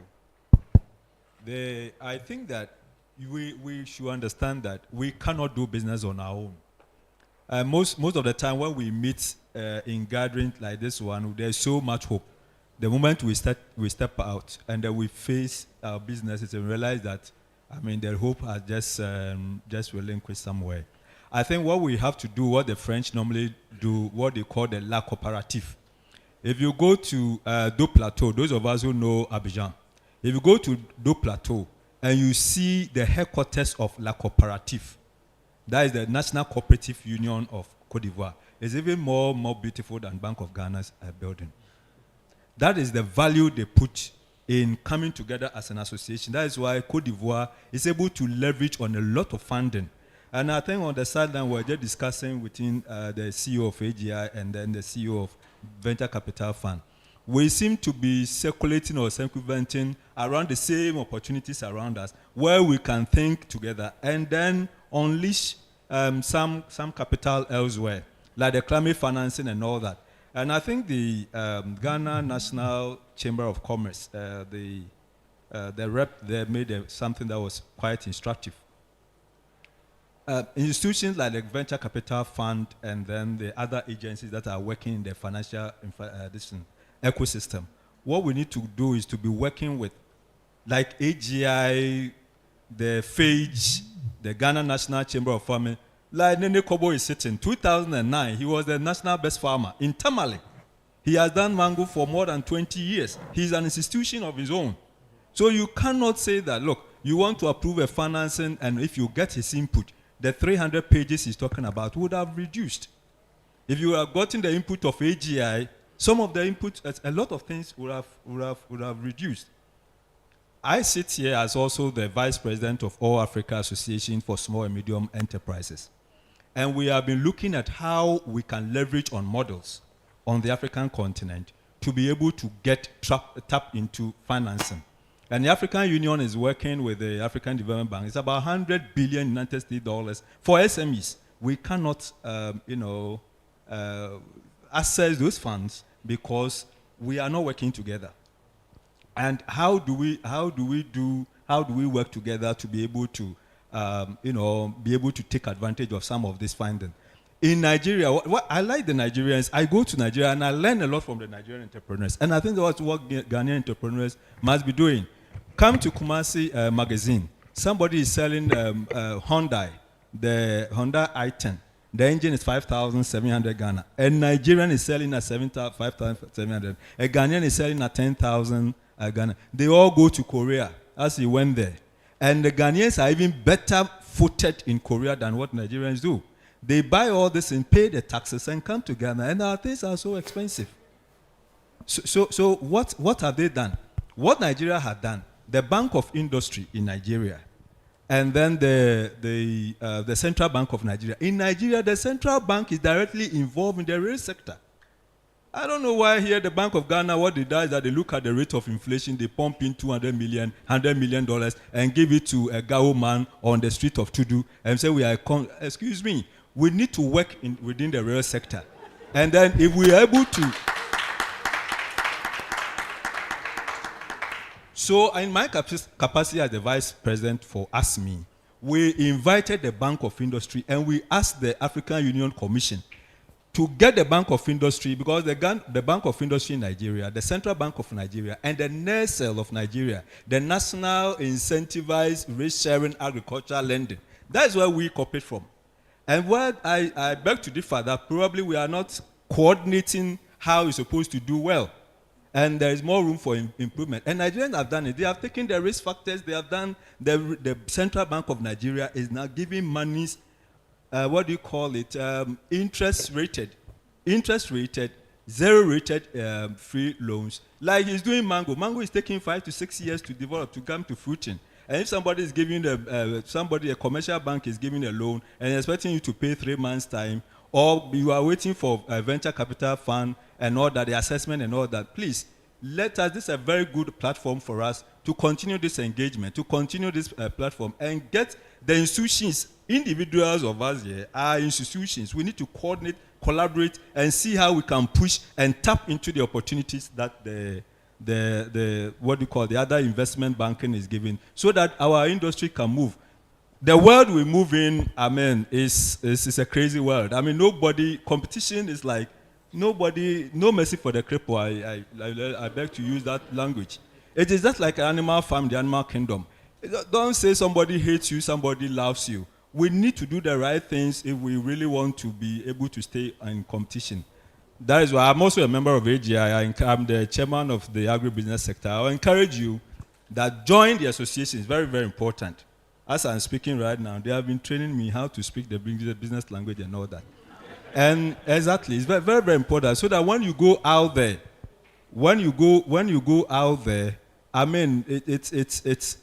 if somebody doesn't know you, see, please, let's know that. I have it at the back of my mind. If somebody doesn't know you, they will not give their money to you. That's one thing we have to understand. If somebody doesn't know you, they will not give them. We try to be very quite euphemistic about some of these things, that you need to bring this paper. They want you to bring that paper. Because of what? Because they cannot trust that you will deliver on the goods. Some of us, when we are traveling outside, we don't present bank statement. Some people too are allowed to present bank statement because of the risk factors and all that. In the nutshell, my brother, I would say that especially the young people who are coming into business, some of us have gone through the public service and putting our heads together and all that. Now we are seeing the way. Please, don't think that you can succeed on your own. Like the CEO of AGI said, join an association, put up in a team. Ghanaians, we don't like that. That's why we are struggling. We put, nurture, get somebody like Nene Kobo, he will give you all those institutional memories and all that, how to do it at the market level and all that. Let's come together and work together so that it will make the venture capital fund, their works quite easy and all that. I like the way the new CEO said he brought in new ideas that have helped to, redirect the path of the venture capital. CEO, some of us are ready to help to now put our heads together to make sure that we support this to work. Well, agriculture, we don't have telecommunication, we don't have the satellite, we don't have anything. What we have is the agribusiness and other related institutions that are low-hanging fruit that we have to build well. And if we're able to build it well, it will give opportunity for other sectors to also grow. If you give me the day, I will talk. So let me rest. Thank you. Shall we put our hands together for our three gentlemen? Shall we put our hands together for them? I think our CEO wants to give the final word, and then we'll go to the next panel discussion. Thank you. I think there was a question or recommendation from someone here about the need to be doing more of these things. This is the beginning, and that is why we are starting. We invited all these associations here. And so what I will also say is that, yes, you have the association, you have your various meetings, you have programs that you do. So let's keep the relationship going, and then you can also invite us, and then we'll honor your invitation. In the past, I mean, we've been quiet for some time. In the past, we could have come here and done this, and I would have told you we invest through as fund managers. And if you had asked me which funds are actively investing, I wouldn't have given you any names, and that would have been an embarrassment. Now that we have funds that are actively investing, that is why we have to come together so that we know what is happening. And this is not going to be the last one. We are going to continue doing this. For us, our success will be when we have 20, 30 companies here say, oh, I have access funding from venture capital funding through funds A, B, and C. That is our success story. We've been given this 40, we are talking about it. What we want to see with this money is that they have been invested in companies. We have the companies become our success stories. Then we can go back to our ministry, which is Ministry of Finance, to ask for more. So it depends on how you and I work together to make sure that what we have now, and that is why Paper Magic, look at the example he is giving, okay? So these are the more of the stories that we want to have. And then we can present to our ministry, we get more money, and then going forward, all of us, when we meet, will be smiling. There is this issue that has come up again about the 2 years. I don't want us to live here, and then the impression is that venture capital, when you go there, it takes you 2 years. It's a one-off example. And as we said, then you see, when we come here and say, okay, put this one here, and it's going to take you 6 months to put it there, it is not the fund manager's fault. Okay, because sometimes it's the willingness, and last he rightly said, sometimes you don't even want to do it or put a board together, you don't have to be on it.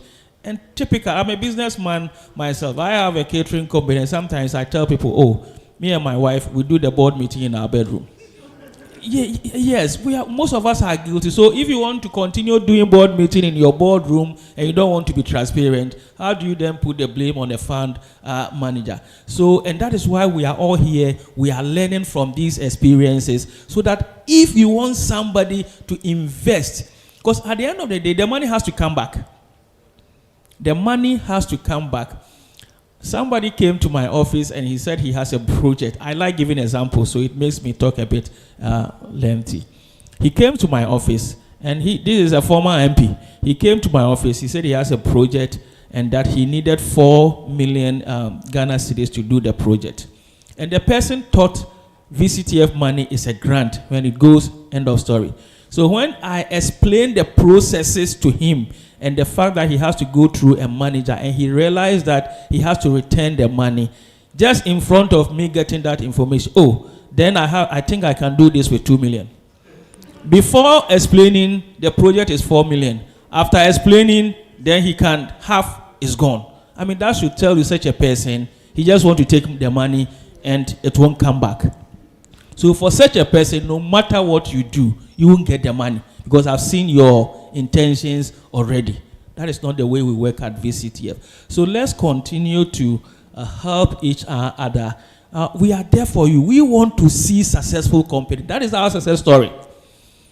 That is our success stories. And he said something. You have to know something. They have to know you, not knowing you not by a friend or a family. If you ask them, Probably they had never known each other until they met. I mean, his fund manager. Knowing him does not mean that he's your friend or he's a friend of your friend or he's a family member. He has to understand your business and be convinced, because he is measured. The fund manager is also measured based on his ability to return the money that we gave to you through him. Okay, other than that, he can't raise another fund. So he has to be convinced that that growth potential is there, and you are ready to work with him to realize that potential. And that is why we are here. So this is not the beginning. We will continue to engage, and I believe in some few years to come, we'll be talking about 2 months, 3 months processes, and not 2 years. The 2 years is out of but that is not the norm. The fund managers are the next. So I'm sure when they come, the next panel is full of fund managers who understand them better, and then we can answer most of those questions. Thank you. Thank you very much, CEO. Okay, thank you. I just wanted to just say 2 quick things. First of all, I think CEO has touched on the 2 years thing. As I said, see, from the first day I entered their office, after we spoke and I left, when I came back again, I think it was about 3 or 4 months later. Because by my thinking, I thought when I go and sit down and we talk now, money will be ready. So when I left, I felt these people. Before I came back, and there were so many things that came that you realize that I should have been doing. See, I was producing. I didn't have anything called a business plan. All I was doing is producing and selling. No business, nothing. So at a point in time, I was telling some of my colleagues that these people, because they have not taken me application fee, no processing fee, no arrangement fee, but they had spent a lot of time building a business plan document for me. They have created some Excel sheets for me where I should put my raw materials and how input and output and all. They have done all those things. So even though they are not giving me the money, they have created all these things for me that I was using to work. Prior to that, all we know is that we have gone to sell. The money has come plenty. We are making profit. When we see the money plenty, we think we have. Then Richard is here. Richard will bring his Excel that he has created for me. And then you say, how much have you sold? I've sold like this. What goes into this? Write it. Every single thing. Even sellotape. Richard, this one is just sellotape. Write it. Put it inside the Excel. After you put it inside, he will look at it and say, you are making loss. But in my mind's eye, the money is, the sales is coming plenty. How can you see money and you say I'm making loss? So all these things were things that I should have done. Normally that I didn't do. The next thing I wanted to say was that apart from the money and the technical support, maybe one other area that we should look at helping us is market. Market, because that's our biggest challenge. How they can liaise with other government institutions to help us in terms of taxes. Because when you compute all our production costs and you add the taxes on it, we can't sell. We can't sell. Because the people who go and bring the imported items, they bring it, they reduce the prices. So if it's possible for VCTF to liaise with government and get some tax incentives for companies that are under your, I think I've been having some unofficial discussions with you. And also, that's one aspect that I've not seen much in terms of the marketing of the product, because that's one of the biggest challenges, how to penetrate the market and compete with the imported products. See, there's a short story I want to end with. When we started, we went to one bank. I don't want to mention the bank. See, the mindset of all of us, maybe including myself, in the consumption of imported products, I didn't know that is the extent until we started going onto the market. When we started, the first batch of envelopes we produced, for almost 2 months, we didn't sell even 5 boxes. The simple reason is that we made a mistake to write proudly made in Ghana on the box. That was a mistake. That was a mistake. So you take the product somewhere, the person sees it. Oh, it's very nice. It's very nice. Oh, nice. Now, if you can't remember, Ghana, Ghana. Immediately he hears Ghana, he's looking for a reason to reject it. See, we went to a bank and we're having a discussion with the procurement manager.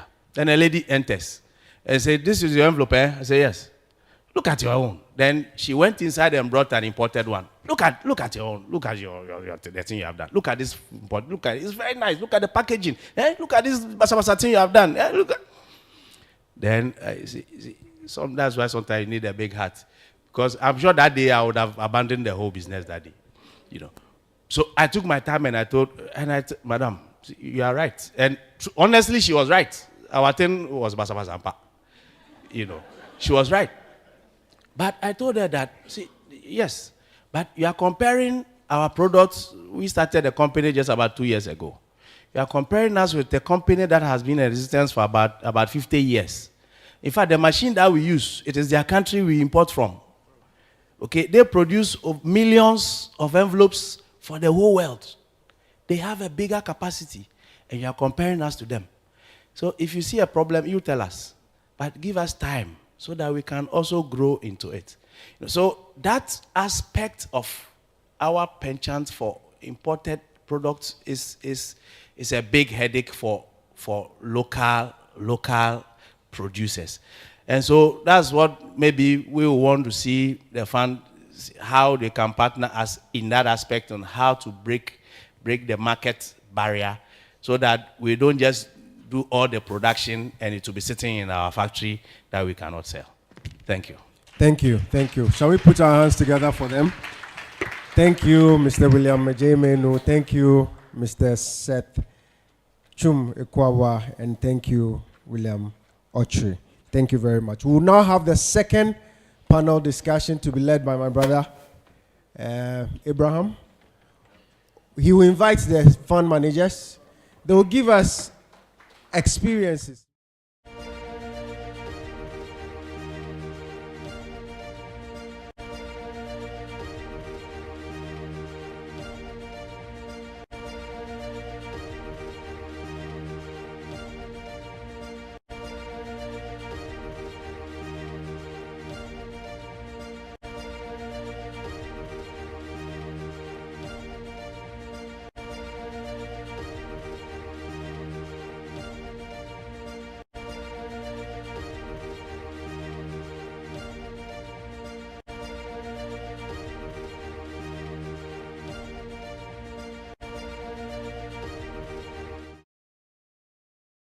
And information is coming out. But these are the money people. Everything you heard is people who have had money and are running it. But these men are the ones with the money. And so we'll hear them. But first, my name is Abraham Mensabeli, and I'll be your moderator for this session. I'll call on my fellow colleagues to quickly introduce themselves, and as you do, you take the opportunity to tell us about your fund and a bit about what your fund does. Thank you. Hello. Yes. Good afternoon, ladies and gentlemen. So my name is Kwame Siao. I work with Oasis Capital. Oasis Capital is a growth fund manager. We currently have 2 funds under management, and we are raising the 3rd fund. So the first fund is a Bankers Venture Fund. It's an $11 million fund that was anchored by venture capital. We raised the 2nd fund, which is the $50.5 million fund. And here again, venture capital was a catalytic investor for us. With their funding, we're able to raise $35 million from international investors. And then we raised $15 million from Ghana. But I think the critical thing was the investment that we got from venture, and that helped us. To date, we've invested in 21 companies, 4 of which are in Côte d'Ivoire. We have an office in Côte d'Ivoire.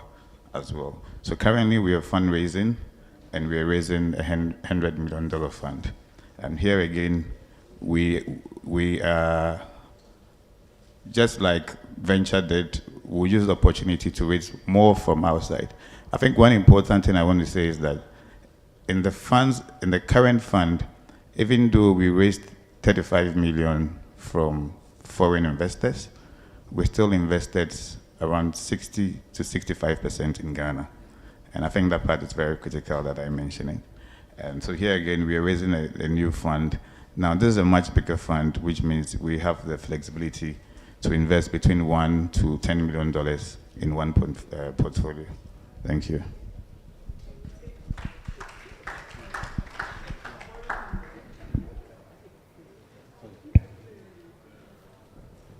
Good afternoon.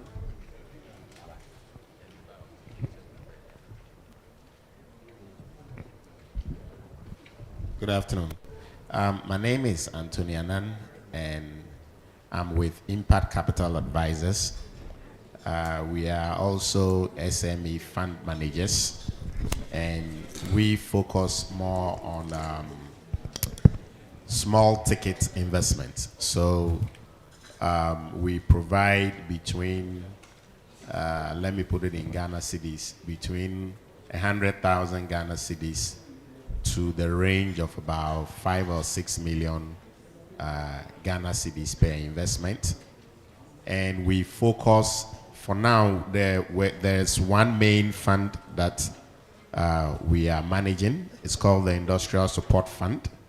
And that fund basically focuses on agro processing, so basically value add agriculture and small scale manufacturing, or what we call light manufacturing. So when it comes to the light manufacturing sector, we are sector agnostic, so long as it is some kind of manufacturing and it doesn't involve heavy, should I say heavy financing, then it falls within our sector. So that's the main fund that we currently manage. But on our own as fund managers, we also have our own small fund, which is our own in-house fund, which we call the Diapa Fund, that we basically use to support very, very early stage startup companies. It could be on paper, who have some idea that we think that they might need just some 50,000 cedis or 60,000 cedis to get going. But that we are very selective on that because it's our own small money that we are using, and hopefully in future we will raise some more money for those type of businesses. But for now, we are looking for early stage growth. So you would have started, you would have made some traction, and then we come to assist you to take you to the next level, and then maybe sell you to Oasis. Oh, one more thing. Maybe I should add this. Venture Capital Trust Fund has played a very key role in getting us to where we are. And I must recommend them for that because the fund management industry traditionally has not had that much local participation. And that local participation has not happened because a lot of the funds don't sit in Ghana. They will mostly sit in, let's say, South Africa or Kenya or Europe. And it's often because the fund managers in Ghana hadn't been supported to even get into the industry so that they can raise funds to support the local economy. So I think that the role that VCTF is playing as a catalytic investor for fund managers is a very, very, very critical role that must be encouraged and must be supported to grow the fund management industry, which then becomes the platform then to support SMEs with alternative financing. Before, as he rightly said, once we teach them how to eat baby food, we can then hand them over to the banks to give them the food to eat. Thank you, Anthony. Sam, introduce yourself. Yeah, good afternoon, everyone. My name is Sam Yobua, and I work for Mrepa Investment Advisors. And just as my brother also shared, we currently manage a fund. It's also early growth, which means that we invest in businesses that have started out and need the support, both financially as well as the technical assistance to grow. MRIPA is one of the babies on the market when it comes to the fund management business, but the team is made up of a group of individuals who were in previous funds and also angel investors and entrepreneurs who've been around the space for some time. So we are not new in the business, it's just that we've created a new fund that has a new team managing it. The fund size is 120 million CDs, and we invest in tickets anywhere from the equivalent of 500,000 CDs all the way up to 24 million CDs is the range we'll look at. For our fund as well, just as he shared, we also internally have our own small fund. We invest off our own balance sheet. It's our SME Ventures. We call MRIPA SME Ventures. And we also do ticket sizes anywhere from about 50,000 CDs all the way up to about 1.2 million CDs. And that's with our own money, specifically for businesses that we believe have potential, but cannot access the big fund that we have. And so we can work with them, and potentially they can attract money from the big fund or go and get money from ICA or from Oasis later on. So that's it in a nutshell.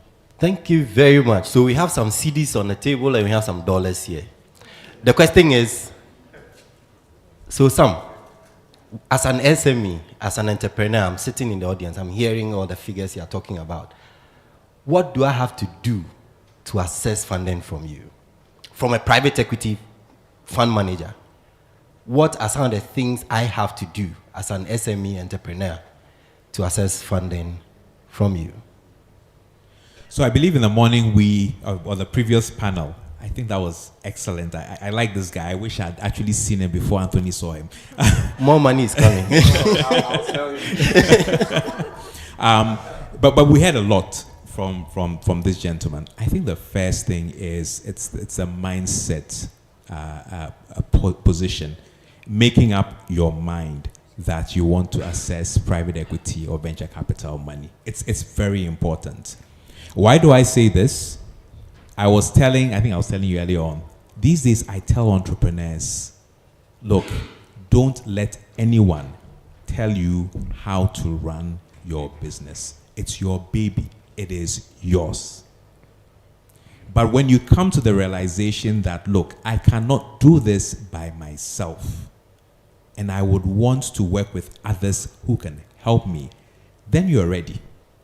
Because the accessing of private equity and venture capital comes with shared control. And so if you have an only child syndrome, what do I mean by an only child syndrome? Typically they say that only children who are the only children of their parents, they have a problem sharing because they are not used to sharing. So if you have that syndrome, then you're going to have a challenge accessing private equity and venture capital money. So the first thing is making up your mind. It's that mindset that I want to bring in the needed support to help my business. Abraham, I believe once that mindset is set, everything else that we've been talking about, getting your structures in place, the willingness to accept technical assistance to make you investment ready, all those things fall into place. Now, that being said, every private equity and venture capital firm will have their requirements. So what Anthony is looking for may not be what I'm looking for, may not be what Kwame is looking for. So you need to establish, for the capital I'm looking for, do your own due diligence. The fund managers out there, what are they looking for? And often when you go onto their websites, you find that information. Or you can call them up, engage them. Your first engagement, to me, must be trying to understand what they are looking for versus making a demand for money. Because once you understand what they are looking for, then you yourself can ascertain, is this the right fit for me, or do I need to go to the next person? So I think I'll leave it there and let the others also chip in. Kwame. Yes. Hello? Yeah, good. So I think that's a good point there. And so the critical thing is that I think for most SMEs, we start looking for funding when we need funding. But there's a problem there. You see, your ability to source funding is not when you need funding, but when you have well positioned yourself, one, and then when the capital is available. So these are the two things. I think in the previous panel, my friend mentioned that it took him 2 years. Now, two things happened. The first thing is that he was not well positioned to access the funding. The second bit is that the funding was also not available at the time that they started engaging, because my brother here was still fundraising. And so these two things are critical for us to understand. Well positioned and the funds being available. I think I've given some idea on the ticket size that we do. My other colleagues too have given some idea on the ticket size that they do. So if you're an SME and you want to go fundraising, it is critical that you think in plateau. So if currently you are at startup here, you should know the kind of funding that would help you. If you move to early stage, there's a certain capital that is available for you. If you're in a growth stage, there's a certain capital. It is critical that some research and background is done. It is critical that you come to me and know that currently I'm fundraising, but it's a process. And so if you need funding, let's say tomorrow, I'm not in the position to provide that. So I think that is one of the things I'll add to it. Great. So you must do your own due diligence before you go searching. Anthony, anything you want to add? To add to that question, I think I'll piggyback from something that he mentioned. I think it's one of the US presidents who once said that I will be ready so that when my opportunity comes, I can grab it. So without you even knowing that there's going to be an opportunity, you start preparing yourself so that when the opportunity comes, you can grab it. So to add it to his point, and maybe to Paper Magic's point, at the time Paper Magic came to us, we ourselves, we were still fundraising. So that is not to say that when you come to us, we take 2 years. I think we need to disperse that notion. Typically, it will take maybe 3 to 6 months for the most part. Nobody likes to wait around for that long time before they get married. You know, the courtship should be that long. But at the time he came, we were fundraising ourselves. And as we were fundraising, we were creating pipeline and we were preparing him so that when the opportunity came, he was ready. So for you as an entrepreneur, sometimes you can start engaging fund managers, not because you need money, or you may need money at that point, but you have to keep preparing yourself until the opportunity comes, and then you'll be ready. So now to throw it back to the question that started the discussion, we fund managers are looking for two things, and it's a very simple requirement. The first one is we liken it to like a horse race. There is a horse and there is a jockey. So the horse is your business. So the first thing we asking ourselves is, can this horse win a race? And that's questions that we have to ask ourselves. And you need to what? Ask yourself. In my career, I have dealt with businesses, or I'll call horses, that from the very first engagement, I told myself, this one is not going to win a race. But after the jockey started talking to me, explaining the business and, you know, taking me through the rudiments, my eye then what? Pops open, and I'm like, for real, there is what? An opportunity here. So we need a good horse and we need a good jockey.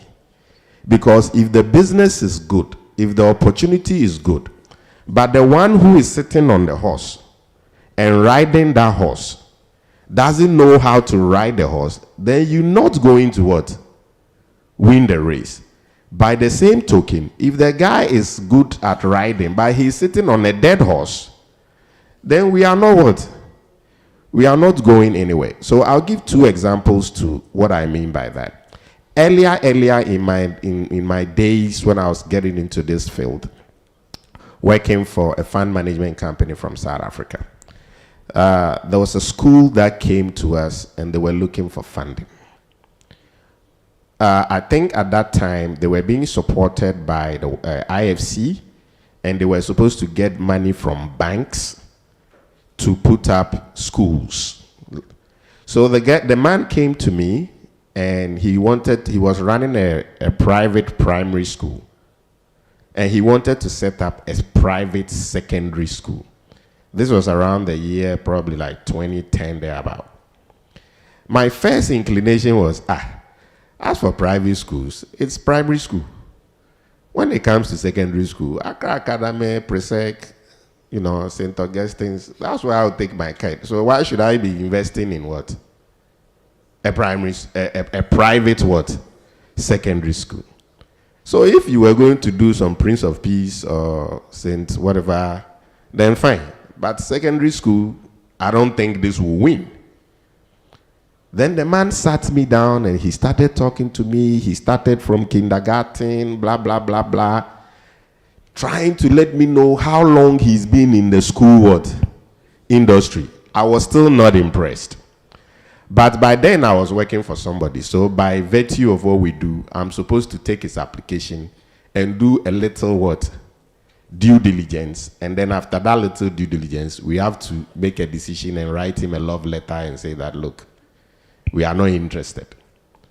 So I had to do my work as an analyst. I visited, took some statistics from the Ghana Education Service, and the numbers just talked to me. Apparently what had happened then was the computerized placement system had now come into effect.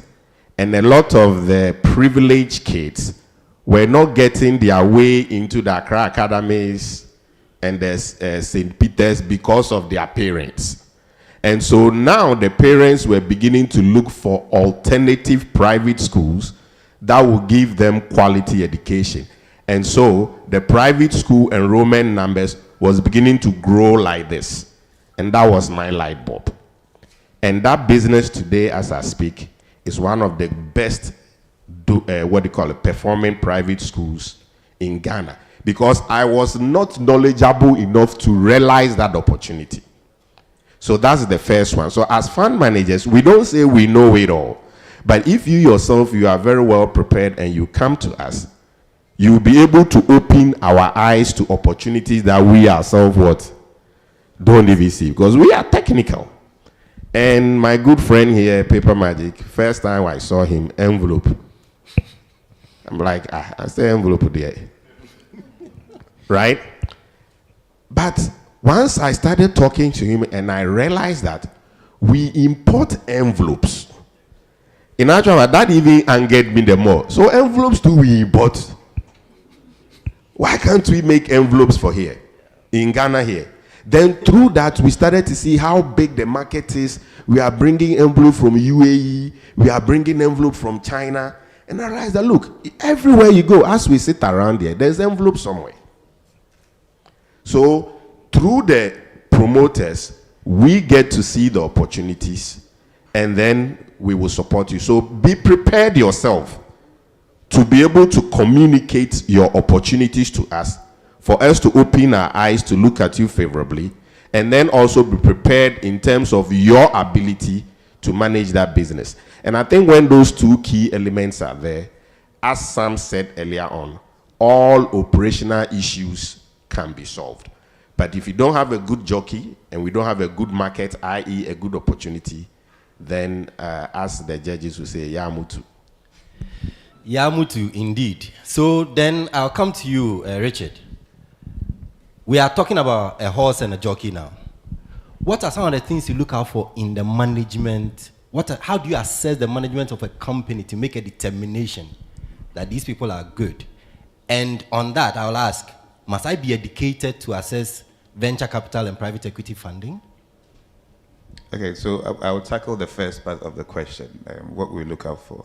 And I'll start with an example. So one of our investments, Access Pension. At the time we did the investment, we met two young professionals that previously worked with Databank. And at the time, they were heading the pension unit there. So they had zero revenue. But when we spoke to them, when we had the engagement with them, we saw two young men with a lot of passion, a lot of knowledge in the industry. We did some initial background on some contract they had signed, and they got the contract based on their experience and credentials. So it was an easy thing for us, even though they were, to say, startups. They had zero revenue, but then we backed them. We looked at the kind of team that they had set up to see if they complement each other very well. Those were two people with different skill sets. We looked at the other team members as well. We checked to see if they were coachable, and that is what VC funds do. Beyond the funding we give you, the guidance and support, the mentoring, it is critical to what we do. And so where we feel we can add value, we will struggle to invest. So that is why we typically will not invest in a very matured company, but one that is early startup or within the growth trajectory, one that we feel we can help. We are not teachers, we can't teach. We can't tell you what you have to do. But then we would guide you, we'll give you guidance. Now, those are the little things that we saw in the management team then. And today, they are one of the biggest pension trustees that you find on the market. And so the sponsors and management team are critical. If you get it wrong, it won't work. Even when the business at the time that you're entering is good, and you get it wrong with the management team, you get it wrong with the sponsor, it is a problem. And so we take a lot of time. Now, we also live in an era where the ethical part of doing business is critical. Now, we have, beyond our own values and goals, we also have foreign investors where for them, they would rather you lose their money than for an investee or yourself to do something that is unethical. And so that is one of the things we look out for as well. There's an investment that we looked at before, very nice business within the pharmacy sector. We have chain of outlets all over, doing well, the numbers are good. So in terms of financials, they tick all the boxes. But then we check their procurement policies. We check how they do their procurement. Something was not taken well. In that case, we'll struggle to invest, even though it's a successful business. But the unethical part of it would make it difficult for us to invest. And so beyond your experience, your background, beyond your knowledge that you have in the industry, all the growth prospects that you see, your team, and then succession planning as well. You see, because we invest in the SME, there's the risk that you invest, and if for any reason the sponsor passes away the next day, do you have a business? How do you get your money back? And so that succession planning part is also critical. We look at it and say, okay, if for any reason the sponsor is not there, will there be continuity in the business? Once we take that as well, then we know we are in good hands. So in a nutshell, I think those are the little things that we My other question was, must I be educated to assess private equity and venture capital funding? Must I have a degree, a second degree, a third degree, a PhD? Okay, so the education part, I think so when we say education is just not the paper qualifications that you get. And so we don't look out to check who has the master's, who has the degree, that is never, something that we take. It's not something that we take. I think what is critical for us is that you are knowledgeable within the industry that you're working. You are coachable. The good thing is that for PE funds, we have a pool of it. We have a network of expertise that we can bring on board to support you. So as long as you have some minimal experience, as long as you're ready to learn, as long as you see the growth prospect, you can scale significantly. Your education is not the degree, it's not the paper one. We can always support you. It's good to hear that I must not have a second degree to assess. Anthony, I'll come to you, but let me come to you, Sam. Listening to Paper Magic, how involved do private equity funds get into the day-to-day operations? That is, if they do. Or at what level do private equity funds get involved with businesses that they support? Okay. So I wouldn't say there's a simple answer to this, because every fund would have its own strategy in terms of engagement with the companies that they invest in.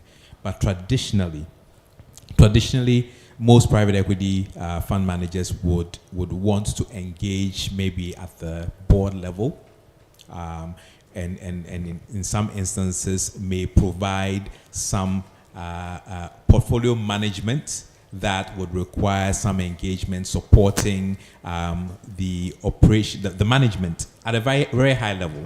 So you're not going to have a private equity manager coming in and on a day-to-day basis working with you in there. It typically doesn't happen. But again, it depends on the strategy of the fund. I can't speak for all funds, but traditionally at the board level, and that's why there must be the willingness to share control. 2, at the management level, because if money is being put in traditionally, and I'm talking about emerging markets, there would be things like the bank mandate or financial mandates, ensuring that the business does not carry out any material transaction without the knowledge or on the blind side of the fund manager. And so the business, the fund manager would be very involved when it comes to the financials of the business. So that's something you need to be aware of, right? In some instances, there may be a cap on how much control the management team can exercise when it comes to disbursements of funds, purchase, procurement and whatnot. The fund manager has to get involved. I'll give you an example with MERPA. What we do is we offer you what we call a shared CFO. Shared CFO. Okay. Please explain. The reason why we offer this solution is that most small businesses can afford maybe an accounting officer. Most small businesses can afford maybe an accountant. Our strategy as MERPA investment advisors is we come in to help the business grow and grow aggressively. That is our skill set that we bring. The track record we have is scaling businesses very aggressively. What that means is that you need somebody in the finance function who understands how to marry the operations of the business with the financials. Now, the accountants are excellent, but typically the accountants are very good at telling you what has happened. A solid CFO is able to work with you to tell you what could happen and what should happen. And so most small businesses are not able to afford a qualified CFO. So what we do is we offer an intervention that allows 2-3 companies to share a CFO. And that CFO initially will subsidize the cost of that, but that's a cost that the business will have to bear. Once the business reaches a certain level of maturity, the business can afford that. But whilst that shared CFO is there, you have to realize that essentially you don't have full control of your finance without the collaboration, the support of this shared CFO. So I'll leave it there. Thank you very much. Anthony, I want to talk about that. 2 years has been in the air for a while. Typically, how long does financing take from you And what are some of the reasons that could delay an SME from quickly accessing funding? Okay.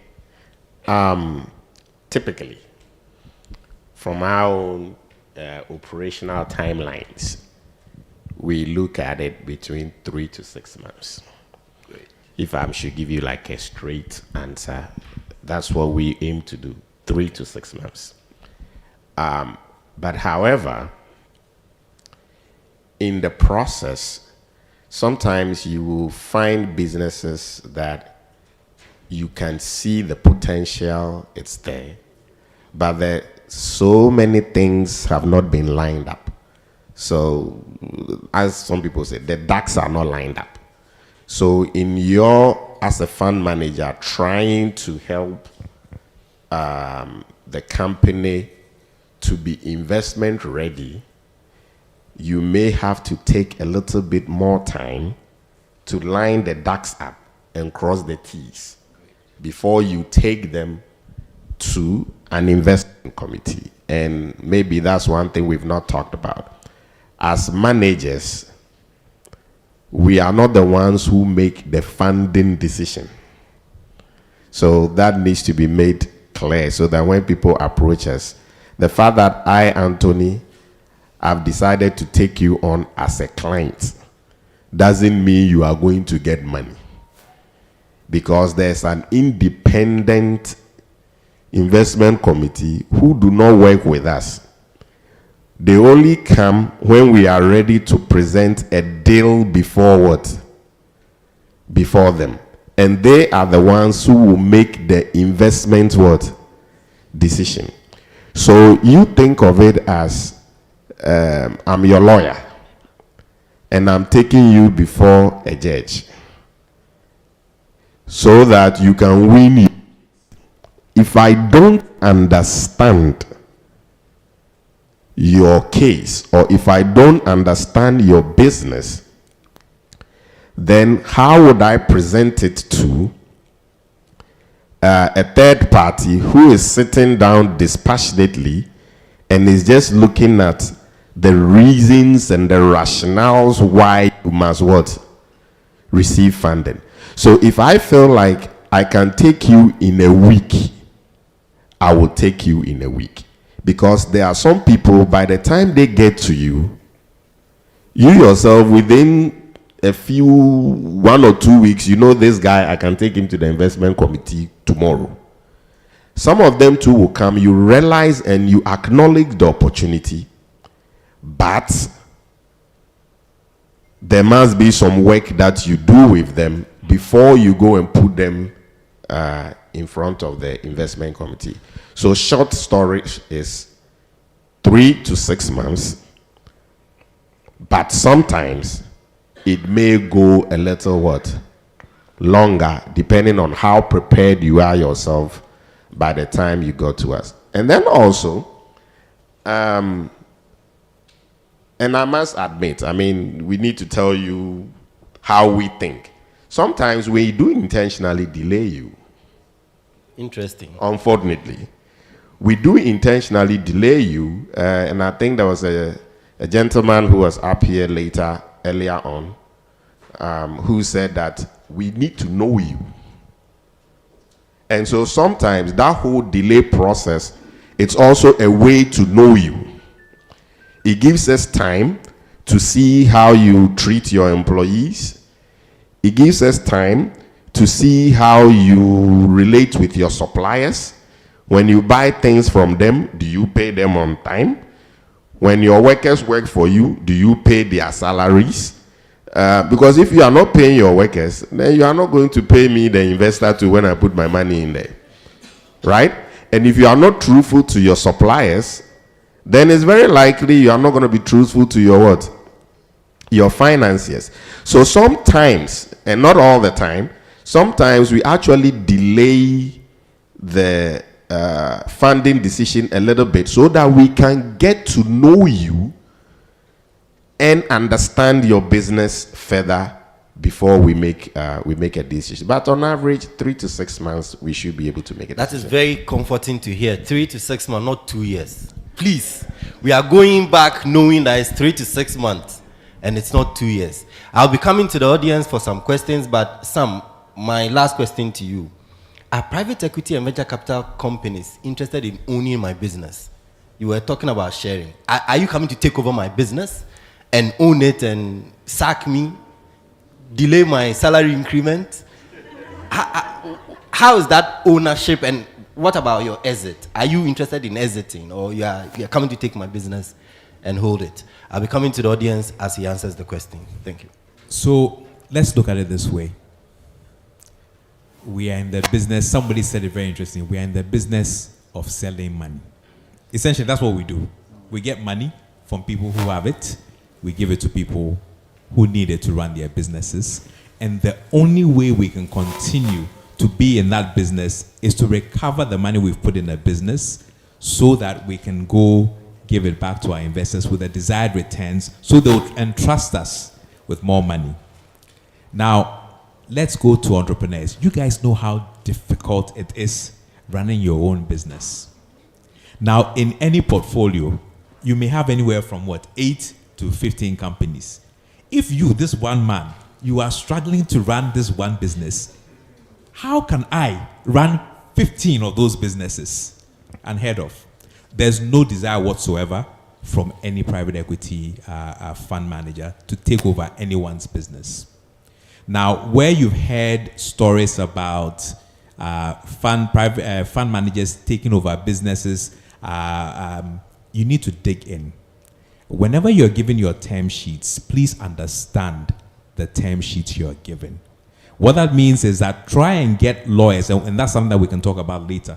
Try and get lawyers who have expertise in deal transactions or transaction advisory. The reason why I say that is that you may have a cousin who is a lawyer. That doesn't mean that if they take that term sheet, they'll understand it. Often, when private equity fund managers decide to take control, it's because their clock is ticking. Their clock is ticking.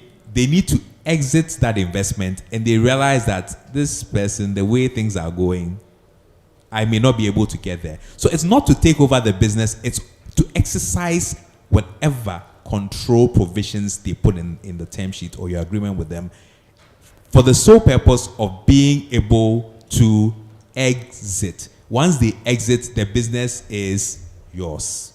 They go away. So just wanted to put that there. So. Great. Thank you very much for that. Any question? Okay, so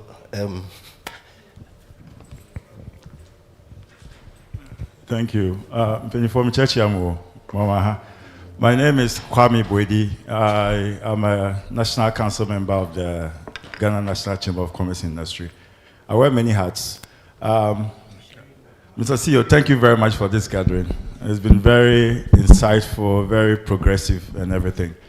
And to the fund managers, thanks for connecting. And so I want to begin the courtship now. Like you said, it's good to start early. So I will definitely be seeing you guys so that I invite you to some of our meetings and things where you meet our constituencies. But to ask the question, I was talking to the CEO earlier and I was asking whether you guys, there's any particular fund that is targeting the so-called creative economy. Because that's the space I work in. I develop media content. These days I call myself a development communication specialist. It's a big name. But because of my interactions, I've always said that we're always talking about agric being the low-hanging fruit.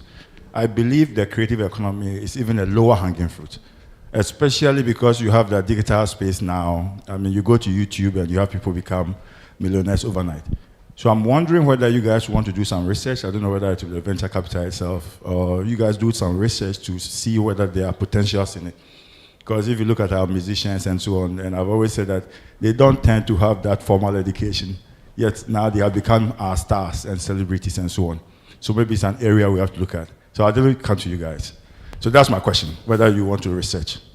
Thank you. We'll take one more. Okay.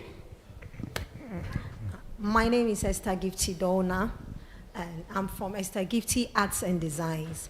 Please, I would like to know that if the fund managers give the board, they have to elect the board, or the entrepreneur has to elect the board. Okay, so any of you can take that question, and then I'll go for another round. Okay, and okay. So I sincerely apologize. I have to run, so I'll answer the two questions so that my brothers can take the rest.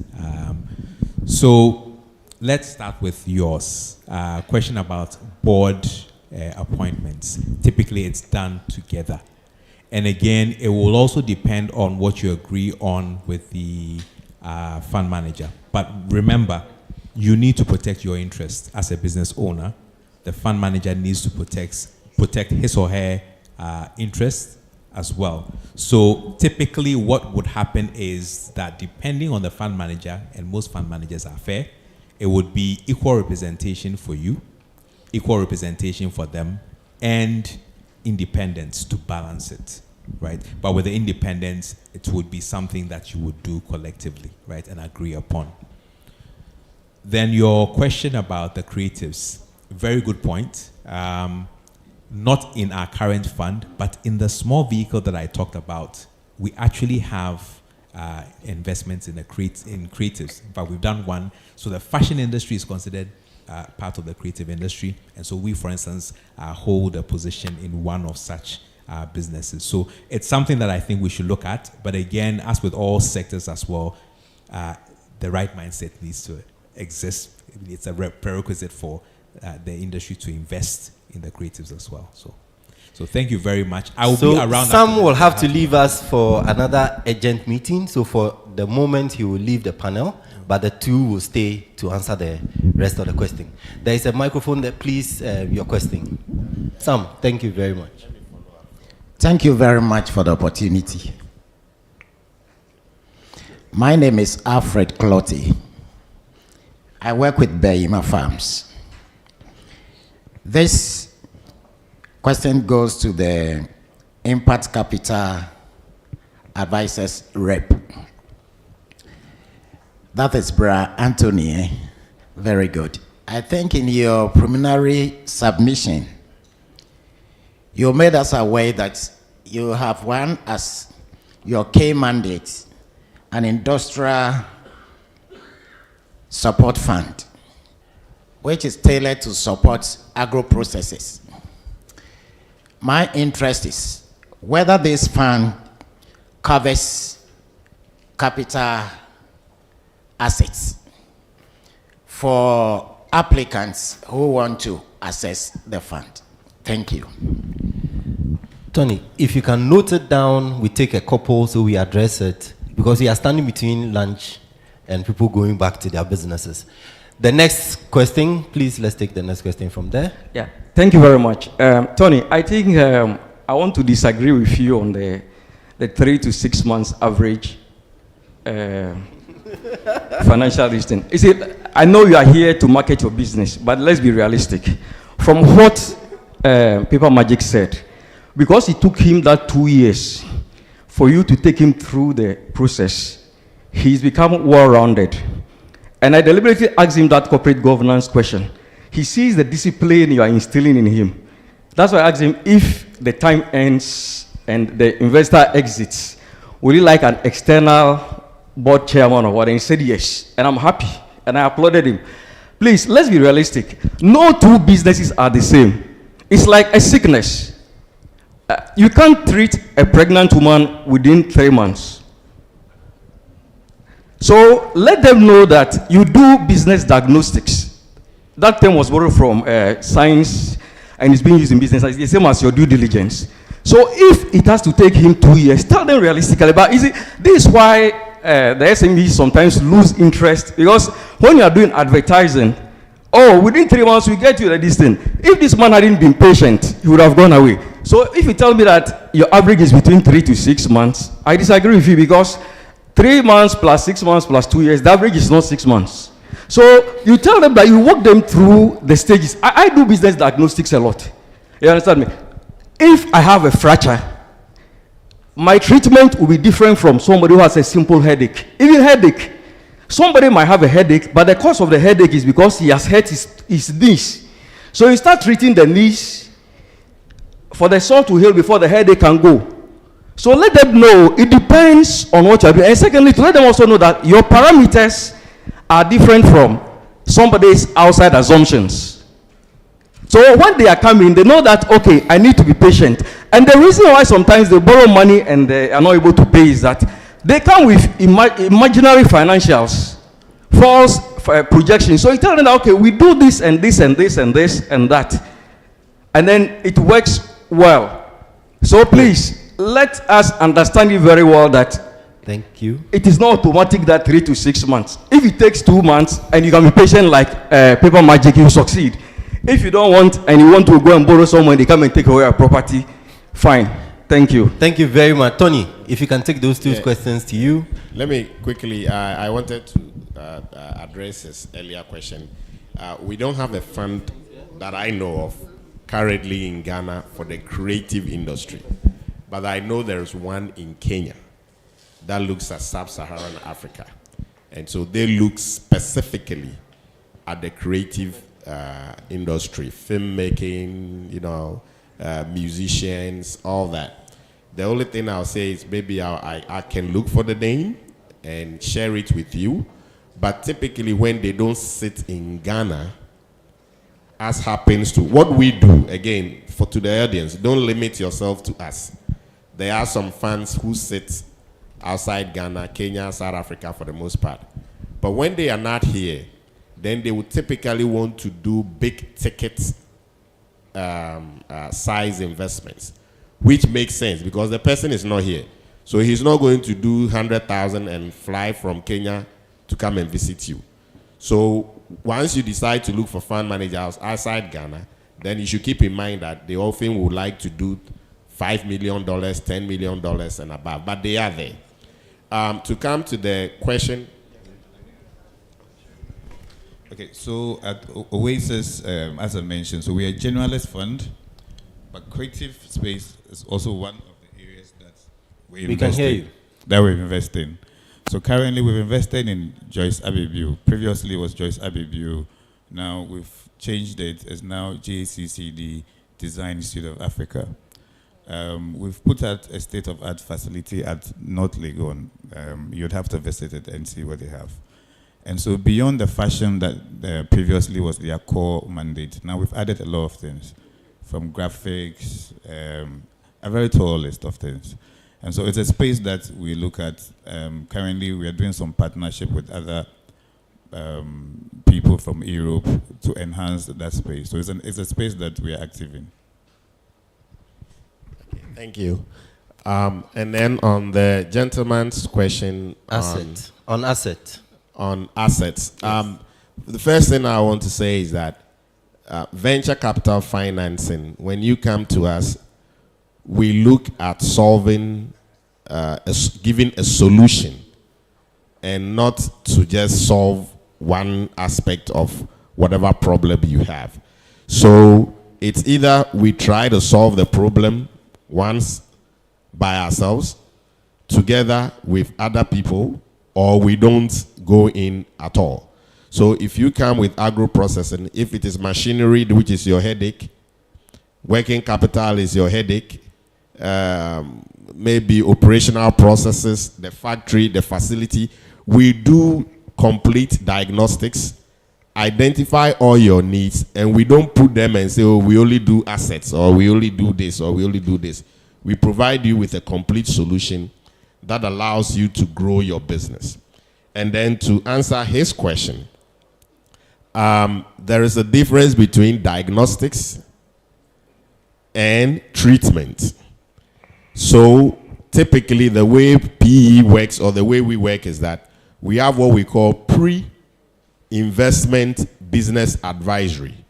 And then we have what we call post-investment business advisory. So when we say 3 to 6 months, we are looking at the period of diagnosing what your needs are. Once we do that diagnostics, we put together a package. That package is what gets approved by the investment committee. Then after that, we move into the post-finance what? Business development assistance, so that we continue to work with you to now cure whatever diseases that we identified at the diagnostic stage. But the mistake we typically don't like to make is see a disease that we cannot cure and still go ahead and decide that we'll give you money and cure it. So in the case of Paper Magic, as we said before, it wouldn't have taken 2 years for us to make a decision if we ourselves were not what? Fundraising. So those are some of the things that goes on in the industry. Sometimes a fund manager has to create what we call a pipeline and prepare the companies so that when they get the money, that pipeline will be what? Almost ready for what? For investment. Okay, Kwame. I want to make a quick point on the timeline. I think that is very critical. So I've been in this space for more than a decade. I've done investments that from the day that you meet the sponsor to when you sign within 3 months. I've done ones within more than 1 year before. You see, the critical thing is not a one-dimensional thing. It's a two-way thing. If for any reason I have to invest in Paper Magic, I think I can do that transaction within 3 to 4 months because of where it's currently positioned. If I should request for a management account now to do some analysis, request for some KPIs to track, request for certain information, I do expect that he should be in a position to provide it for me. And so it's a two-way thing. And so let's look at it from that perspective and not from just the fund manager's perspective to say that, oh, you know, they take too long. My ability to execute it quick is your readiness comes to play. Your readiness comes to play. We will take 3 more questions. After that, I'm sure over lunch we can continue. Please go with your question. Right. Thank you. My name is Solomon Ajay. I'm the lead for the Startup Association. I'm interested in the comments so far. And let me just first and foremost thank Mr. CEO and Madam Hamdia and the entire VCTF team for putting this together. I think it's amazing. The issue about timelines and earlier on, somebody spoke about how ready the startups are and all that. And listening to the gentleman who spoke earlier on about the paper thing, the whole thing comes to one point. How ready was the person before he approached you as a fund manager? So that is what the investor readiness comes in. Okay, now you just talk about the pre and the post and all that. I just want to ask this, have you identified the need to work with trade associations like the Association of Ghana Startups, where I sit, so that we can, with support or partnerships, we can prepare these people, these startups or our members who will not roll onto your platform. So it become easy for you to pick up from where we have done the basic work for you. All right, so I mean, the works of going through the basic things, selection back and forth, all those things, if we have done that already, before we now recommend them to you, it makes your work a bit easier, and I believe that can shorten the timelines. So I just want to find out, what are the plans that you've, is there the plans that you have to work with trade organizations like us, like AGI, like the Chamber of Commerce and all that, so that once you're working in partnership, you know that once you have a window, because you're working with the trade association as a partner, you let them know first and foremost, we have this window, we're looking for people in X, Y, or Z classes who meet this and that and that and that. With a little support that you can give to them, they can now groom their people, prepare them before they now roll them onto your platform. And it makes it easier. I think the space is big enough. And if we don't learn to work together and work in teams or partnerships, we'll face issues, and it may not take 2 years to approve, but it may take more than 2 years to approve, because it's one man doing everything. But let's learn to offload some of the works to others to get it done, and maybe that will help. So I just want to find out, what are the plans that you have from the VCTF, from the top level to the venture, the funds managers level? What are your plans to work with institutions like us to ensure that the flow will be easy? The second point I want to ask is that, Mr. CEO, when you spoke, you mentioned earlier on about the partnerships and collaboration and all those things. I want to find out, and again, I had pipeline just a moment ago. what is your plan to support institutions like us, to strengthen us on the ground, to build the pipelines for you, so that it becomes easier for you whenever you need the people to work with? What are your plans to work with us from A to Z? What are your plans to work with us from A to Z? We have been giving lunch coupons, and so please let's keep our questions short. We'll take 2 more questions. Okay, thank you very much. Anthony, mine, you said we should open your eyes to opportunities. So, and again, you said your end is solving solutions. So, this question go to you, and I think Kwame will have to support on that. Are you able to, would you collaborate with maybe the farmer-based organizations to put up infrastructure somewhere? I'm asking this, then you operate, manage, operate, and transfer. I'm asking this question because if you come to the Mango Enclave, go to the middle belt where there are no park houses. You go to the northern belt where there are no park houses. You have the likes of Freezelink to come in to say, look, we want to build park houses. But then the associations don't have money to do that. Would you be in a position to do that, to partner to do that? Thank you. Please, question number 2. Let's take the 3rd question. Yes, Hi, sir. I'm Bassam. I have 2 questions, actually. Very interesting questions, I believe. From Paper Magic's point of view concerning marketing of produce, and this is something that has baffled me for a long time now. We compete with practically every product that any business in Ghana is manufacturing or producing in country with same foreign products.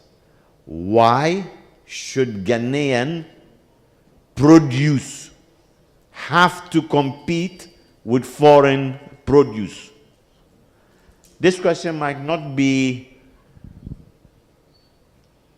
answerable by the panel, but shouldn't that be our thinking, so that majority of the startups would at least have a 50% chance of succeeding, and therefore create more business, more jobs for Ghana? Thank you. Do you have a second question? Otherwise, I'll move to the next. Thank you very much, sir. Please note it down. Question number 4. Thank you. My name is Samuel Yamensa. There's one thing that is sometimes surprising when you mention a business that is not normally seen on the market here, like manufacturing of boats, for example. As soon as you make that, people say, hey, you manufacture boats here in Ghana? I'm telling you, boats, it's working. But the challenging point is that when we were all talking, sorry I came a bit late, I didn't know whether they did mention of the rate. Trust me, the bank that is supporting, not supporting, let me put it that way, I'm not mentioning the name. A foreign company could see what is happening here, and then they all came down to order some of them. Trust me, this bank is gladly receiving the money, but doesn't want to invest anything in it. You know, these are some of the challenges that we're looking at. But again, I don't know whether venture capital, they have anything like that to look at, you know, the Supreme. I mean, something strange on the market that, oh, we are also doing this again, also in Ghana. Thank you very much, my brother. Thank you very much. We'll take the last question, and then we'll disband. Thank you very much for the opportunity. My name is Prince from STEM Aid. We are focused on making STEM education affordable and accessible to every young African child in the world. Please, my question has to do with Mr. Anthony. You made mention of the early stages. I think it goes to other fund managers who made mention about the stages in which they invest in these startups. I want to find out, is there any specific requirements, especially when it comes to the fund managers, as to at which stage in every startup would have to be? Mr. Solo also mentioned that they can prepare entrepreneurs to a certain stage. So if you are saying you're investing in early stage startups, how would a young startup or an entrepreneur know that, okay, I'm at this stage, and this stage that I am within, this particular fund managers are suitable for me. If you can get specific requirements on each of these stages, that every young startup can know where they are and what things they have to have before they can come for a fund, that would be very helpful for all of us to be able to know how we can do that. Thank you very much. Thank you very much. We'll take the questions and then give the last word to the CEO of Venture Capital Trust Fund to answer some of the questions. Tony. Okay. I'll try and answer all of them somehow as I talk. The first one, let's start with the startup and the collaboration with foundation or associations like Startup Association. In actual fact, we look for the Startup Association, and we should be the ones reaching out to you, and not you even reaching out to us, because we do value the work that you do in giving us pipeline that may be investment ready. The only hindrance we may have is that we may not have money to support you directly. But there are other organizations, so many development partners who provide funding for those type of stuff.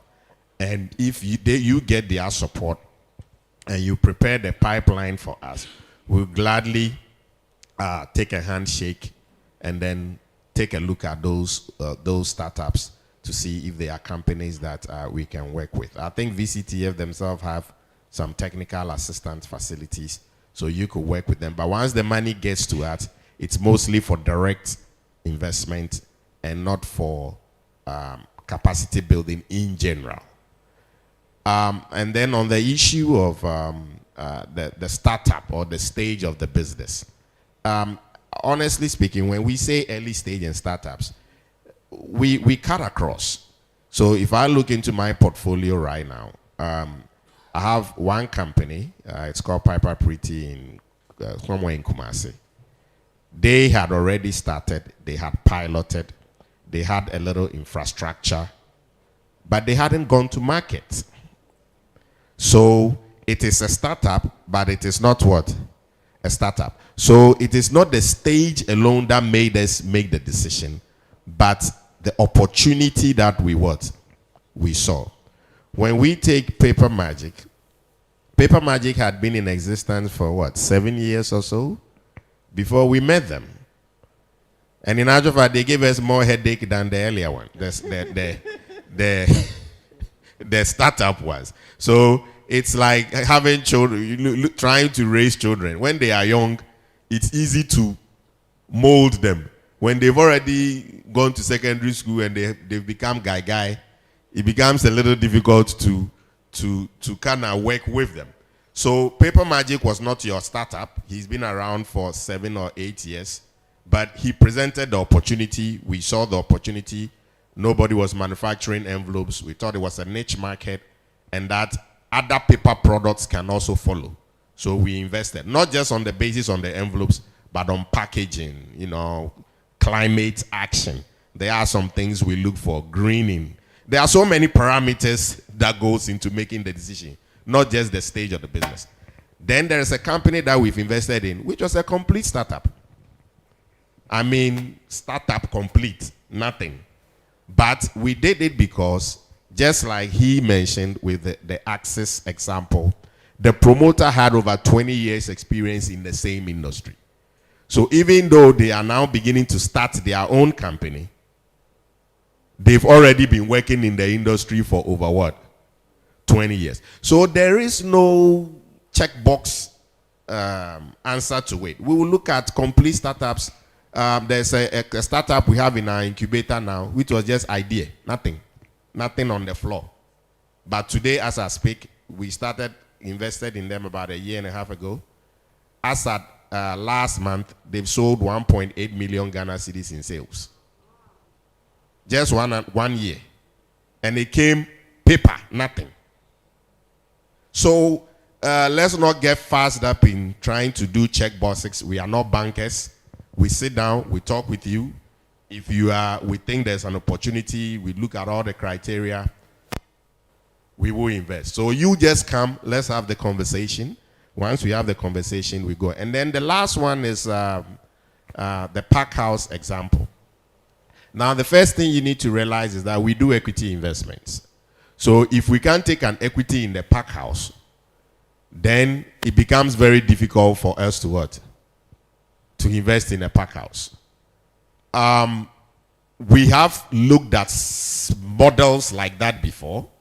So, for example, if you came and said that you want me to build a pack house for an association of mango producers, I would say no. Because who owns the pack house? Who runs the pack house? Is the pack house a business? If I can't see the clear ownership structure to the pack house, I don't know who is running the pack house, I don't know the profitability of the pack house, then I'll ask you to go and see some NGO to build you what? Your pack house.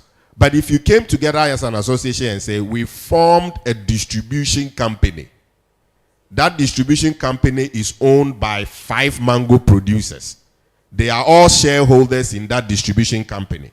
And that distribution company is managed by Mr. ABCD, who has 20 years experience in, post-harvest, whatever, in mango. And so build us a pack house for that distribution company, which is a company with clear ownership and clear management, then we are talking. But to just say, build me a pack house, would just be... Exactly. All right. Okay. Great. Richard, anything to add? Final comment, and then we'll go to Yao Owusu. Final comment. So I think we welcome seminars like this. I think it fits into the association, collaboration with the association. As an industry, if you look at the ecosystem, we need everybody on board. And so we welcome opportunities like this. The funding is there. Let's just get prepared. And I think we would all support. Thank you. CDs and dollars are there. Let's get prepared. Mr. Owusu Brimpong, your final to some of the questions that were raised. Yes. Yeah, thanks, Ebi. I wanted to talk about the support with the associations, but I think Tony has actually done that. What I need to add is that, in fact, this is the beginning. That is why we are here. VCTF has to bring the promoters and then the business owners together and interact with those that we have been giving their money to. And we are going to do more of that. So we also encourage the various associations to also be coming to us so that we can collaborate and see how best we can prepare these companies for the farm managers. Because most of the times, they also concentrate on their core business, which to raise the money and make sure that they invest the money, monitor those companies. So it's up to us to make sure that we also find a way of preparing the various companies. That is what informed us to actually have this. But like I said in the past, we could do this and we couldn't even point any the dollars and then the CD people to you, and that will be not be fruitful. So we are going to continue with it. If you see the questions that are coming up and all those, it's obvious that it's worth having these things, and we are going to do more. The project you were talking about, I think we can't discuss, because sometimes at our level, we also do some intervention in the value chain activities of the various activities, and so we can talk and see how best we can help. When they talk about what the farm managers look for, I mean, they talk about he was talking about the horse rider and all those things. There was one thing that probably was also missed, I want to add. It's about the credibility of the business promoter. When you are not there, what do people say about you in terms of managing money? You see, when they are doing their due diligence, they can go to the extent of looking at how you are investing in your mother's funeral. How do you manage money when you get... Some people just go and buy new cars and then take new girlfriends, and they look at all those things. Yeah, it's very, very important, because yes, they are looking at, if I give you money, how are you going to behave? So when they are doing their due diligence, it's not just the business, your lifestyle. Your lifestyle. And what do people, I remember I said I am an entrepreneur myself. I think when I started my business way back in 2008, 2010, I was raising fund, and then the person went to my boss. I was then the head of finance for Vanguard Assurance. So they went to my boss, and he said, this man is looking for money. He said, oh, this man, even if he doesn't have collateral, his name is collateral because he's somebody who doesn't want to mess up his name. Way back 2010. Straight away, based on that answer, I got 500,000. The person didn't tell me anything until the last day that I was paying him. He said, now I understand why your boss said your name is your collateral. So, but if my boss has said anything otherwise, I wouldn't have gotten that money. So again, like he said, how do you treat your suppliers? When month end, you have money, but you don't want to pay your workers. So again, the way you manage yourself is also very important in informing their decision making. Talking about local producers versus imports, I think it comes back to, as a country, our own attitude. Our Paper Magic was talking about it, but what we also need to do is to improve, because whether you like it or not, it's competition. So the person is looking for the best thing. So we have to make sure that whatever we are producing, be it service or products, the quality, we are able to match what is coming from outside. That is the only way we can also become competitive, because sometimes we sit down there and we expect the government to completely ban those things. I think there was a point we were talking about. A case in particular is rice. Why are we always importing, and then the government wanted to stop importation? But if you stop importation right away without the alternative being available, it won't work. So we as businessmen, we also have to up our game. We shouldn't say that because it's coming from Ghana, it should be a substandard. Let's try to make sure that we improve on the quality of our goods and services, and that is the only way we can match what is coming from outside. I don't know if I'll be given the opportunity again, but what I want to say is that yes, I think we once again, let me thank all of you. Sometimes when you have program, especially it's 1:30 lunchtime, most of the participants will have left.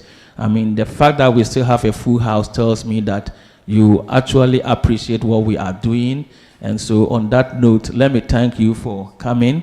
We've shared a lot of ideas in terms of what we need to do to be able to access funding from our fund managers, what we need to do to be able to manage our company so that the bottom line it looks good. When they come in there, they are not there to take over your businesses. They are only there to help you to put structures in place so that even when they leave, you can continue to sustain the businesses. All that they are there to do is to help us to build sustainable businesses. Then they will go away and move to other companies. And that is the only way as a country. For me, it's not because I am the CEO of venture capital, but I see that the way forward for this country is venture capital. If we are able to do that, support a lot of funds, support a lot of SMEs, as we saw earlier, that they consume about 90% of companies that are registered. They employ about 85% of the working force, and then they contribute about 60% of GDP. Then for me, everything that the government of Ghana is doing should be revolving around the SMEs. And if you really want to support the SMEs, I believe that strengthening venture capital to support more fund managers will be the way forward. We keep on engaging the government. We keep on engaging the Ministry of Finance. And again, it comes back to what you and I do. People like Paper Magic, they've received funding. How are they going to demonstrate that with our funding, this is where we are? Once we have more success stories, okay, definitely we'll be getting more opportunities. But if you benefit from it and then you mess up, you've messed up the institution, and for that matter, others will not get it. So let's all work together, support each other. so that we can build success stories, use it to make a case, and then the industry, the SME sector, will be the beneficiary. Thank you for your time and everything. Thank you, Mr. Owusu-Bempong. Before the panel takes leave, you were giving some brown envelopes. It's not for offertory. We are not taking any offertory here. We are telling you what Paper Magic does, and we are encouraging that from now, you make it a point to buy Paper Magic envelopes and papers, and then from today, we can see a bigger company going forward. Thank you, Richard. Thank you, Anthony, for your time. Please help me give a round of applause to them, and thank you for being a wonderful audience. I am out. Thank you very much, Abraham. Thank you for moderating the second panel discussion.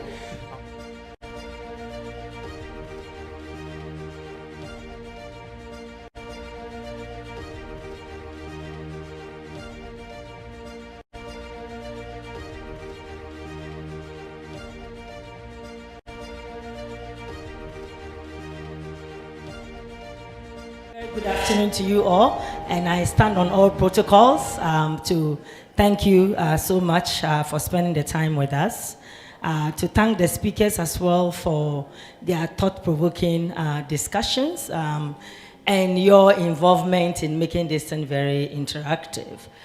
It's the first for this year in Accra. We did one in Kumasi. The feedback is that we probably have to do this more, and we look forward to doing that more.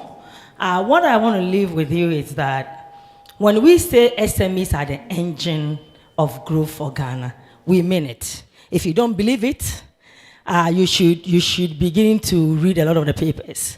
The country is in crisis, but we are walking. So we must understand what is making us walk. When it happened in Greece, every day people were on the street. It has happened in Ghana, and we are still walking. So the engine of this country is SMEs. Your resilience is very clear. If we continue this way, I think we'll build the Ghana that we all would like to see. And so thank you for making time to be here. Venture Capital Trust Fund, it's happy to support everyone who has a good business that can transform Ghana. We support transformative businesses. We support ideas that works. So feel free to see any of the fund managers. They are there for you. And we are looking at actually putting in almost about $1 billion in the next 2 years. And so we have money to spend. And so you should be gearing towards getting some of the money, of course. In the US, they say reputation is capital. And so your capital actually is your reputation. The ability to prepare yourself well, the ability for someone to say, oh, I can vouch for this person. And so let's work together, let's build together, and let's transform Ghana. Thank you very much. Thank you very much, Madam Hamdia. We've been given lunch sheets. We would descend and then go to the behind of the building. I think the ushers will help us to direct us to where we would have our lunch. At lunch, please feel free, network with everybody. We've heard severally said that we need to be in partnership with one another so that we can fight for a common cause. It's very, very important. Network, and then let us have a good afternoon. Thank you all for coming. I would humbly ask that we join the CEO here to take a group photograph over here, all of us. And before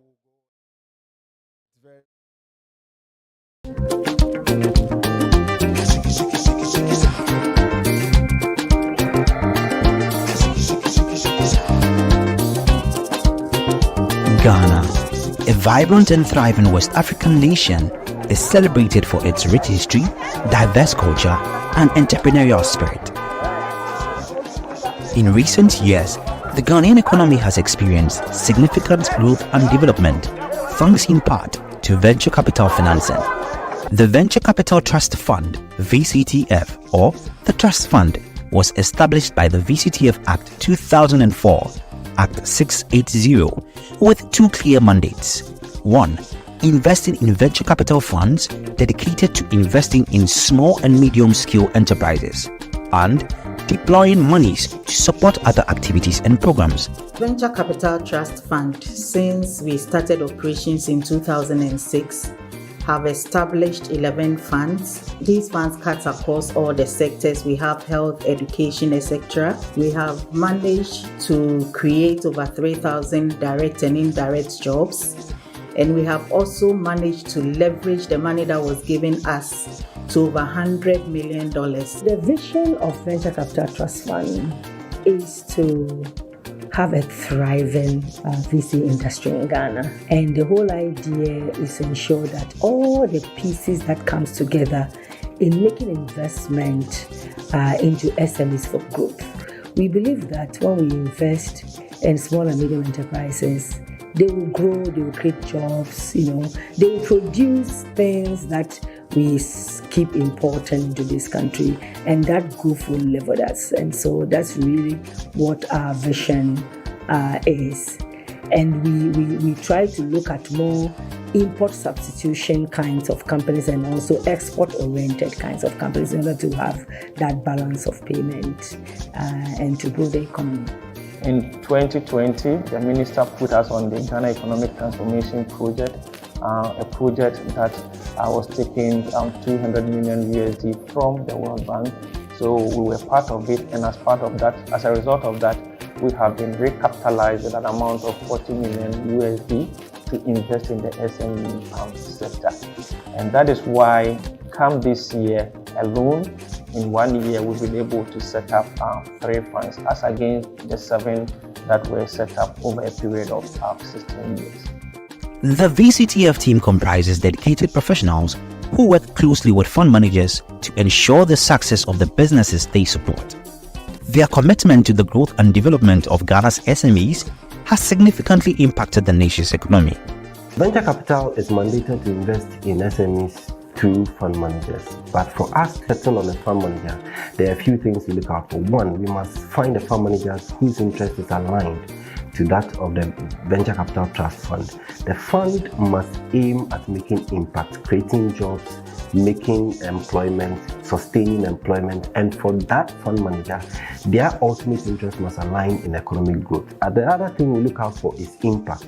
We do not invest in fund managers who are just not going to make impact. You must make impact, and the fund must ultimately lead to economic development. We have 2 funds. The first one is a bankers venture fund in which VCTF invested $4 million in an $11 million fund.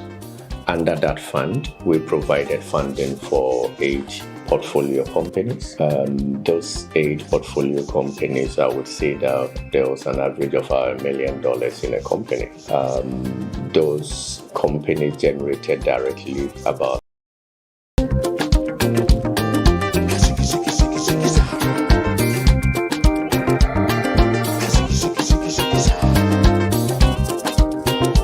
Ghana, a vibrant and thriving West African nation, is celebrated for its rich history, diverse culture, and entrepreneurial spirit. In recent years, the Ghanaian economy has experienced significant growth and development, thanks in part to venture capital financing. The Venture Capital Trust Fund, VCTF, or the Trust Fund, was established by the VCTF Act 2004, Act 680, with 2 clear mandates. 1. Investing in venture capital funds dedicated to investing in small and medium-scale enterprises, and deploying monies to support other activities and programs. Venture Capital Trust Fund, since we started operations in 2006, have established 11 funds. These funds cut across all the sectors. We have health, education, etc. We have managed to create over 3,000 direct and indirect jobs.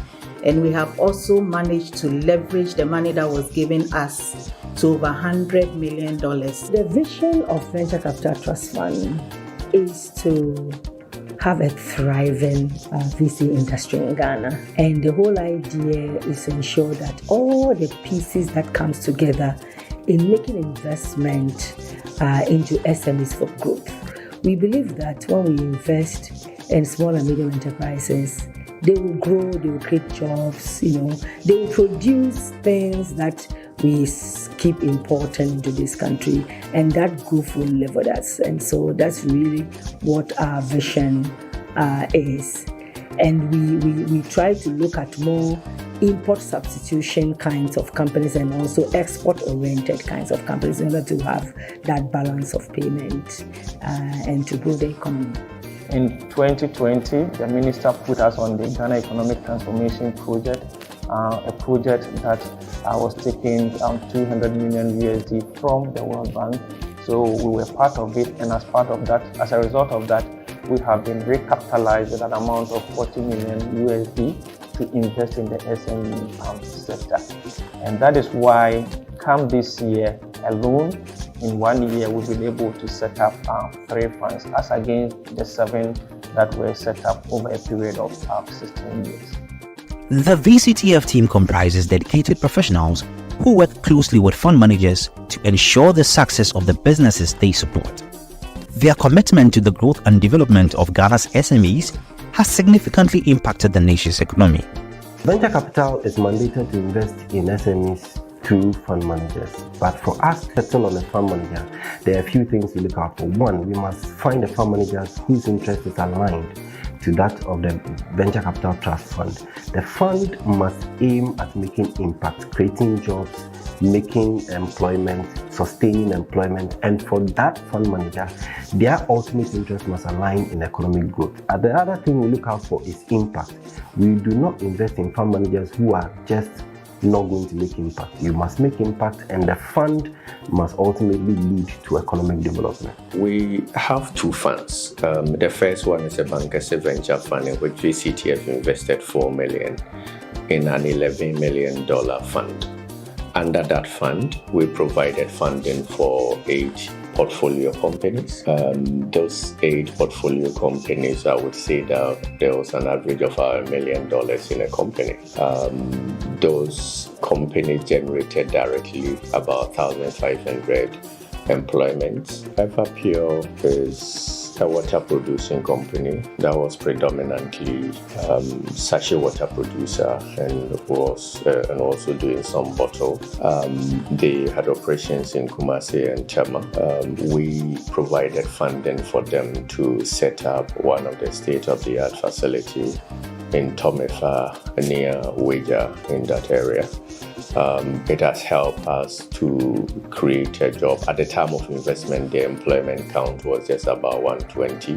As of today, we have over 300 direct jobs, and we are impacting more than 1,000 in the value chain, in the distribution and sales network, as well as those in the supply chain.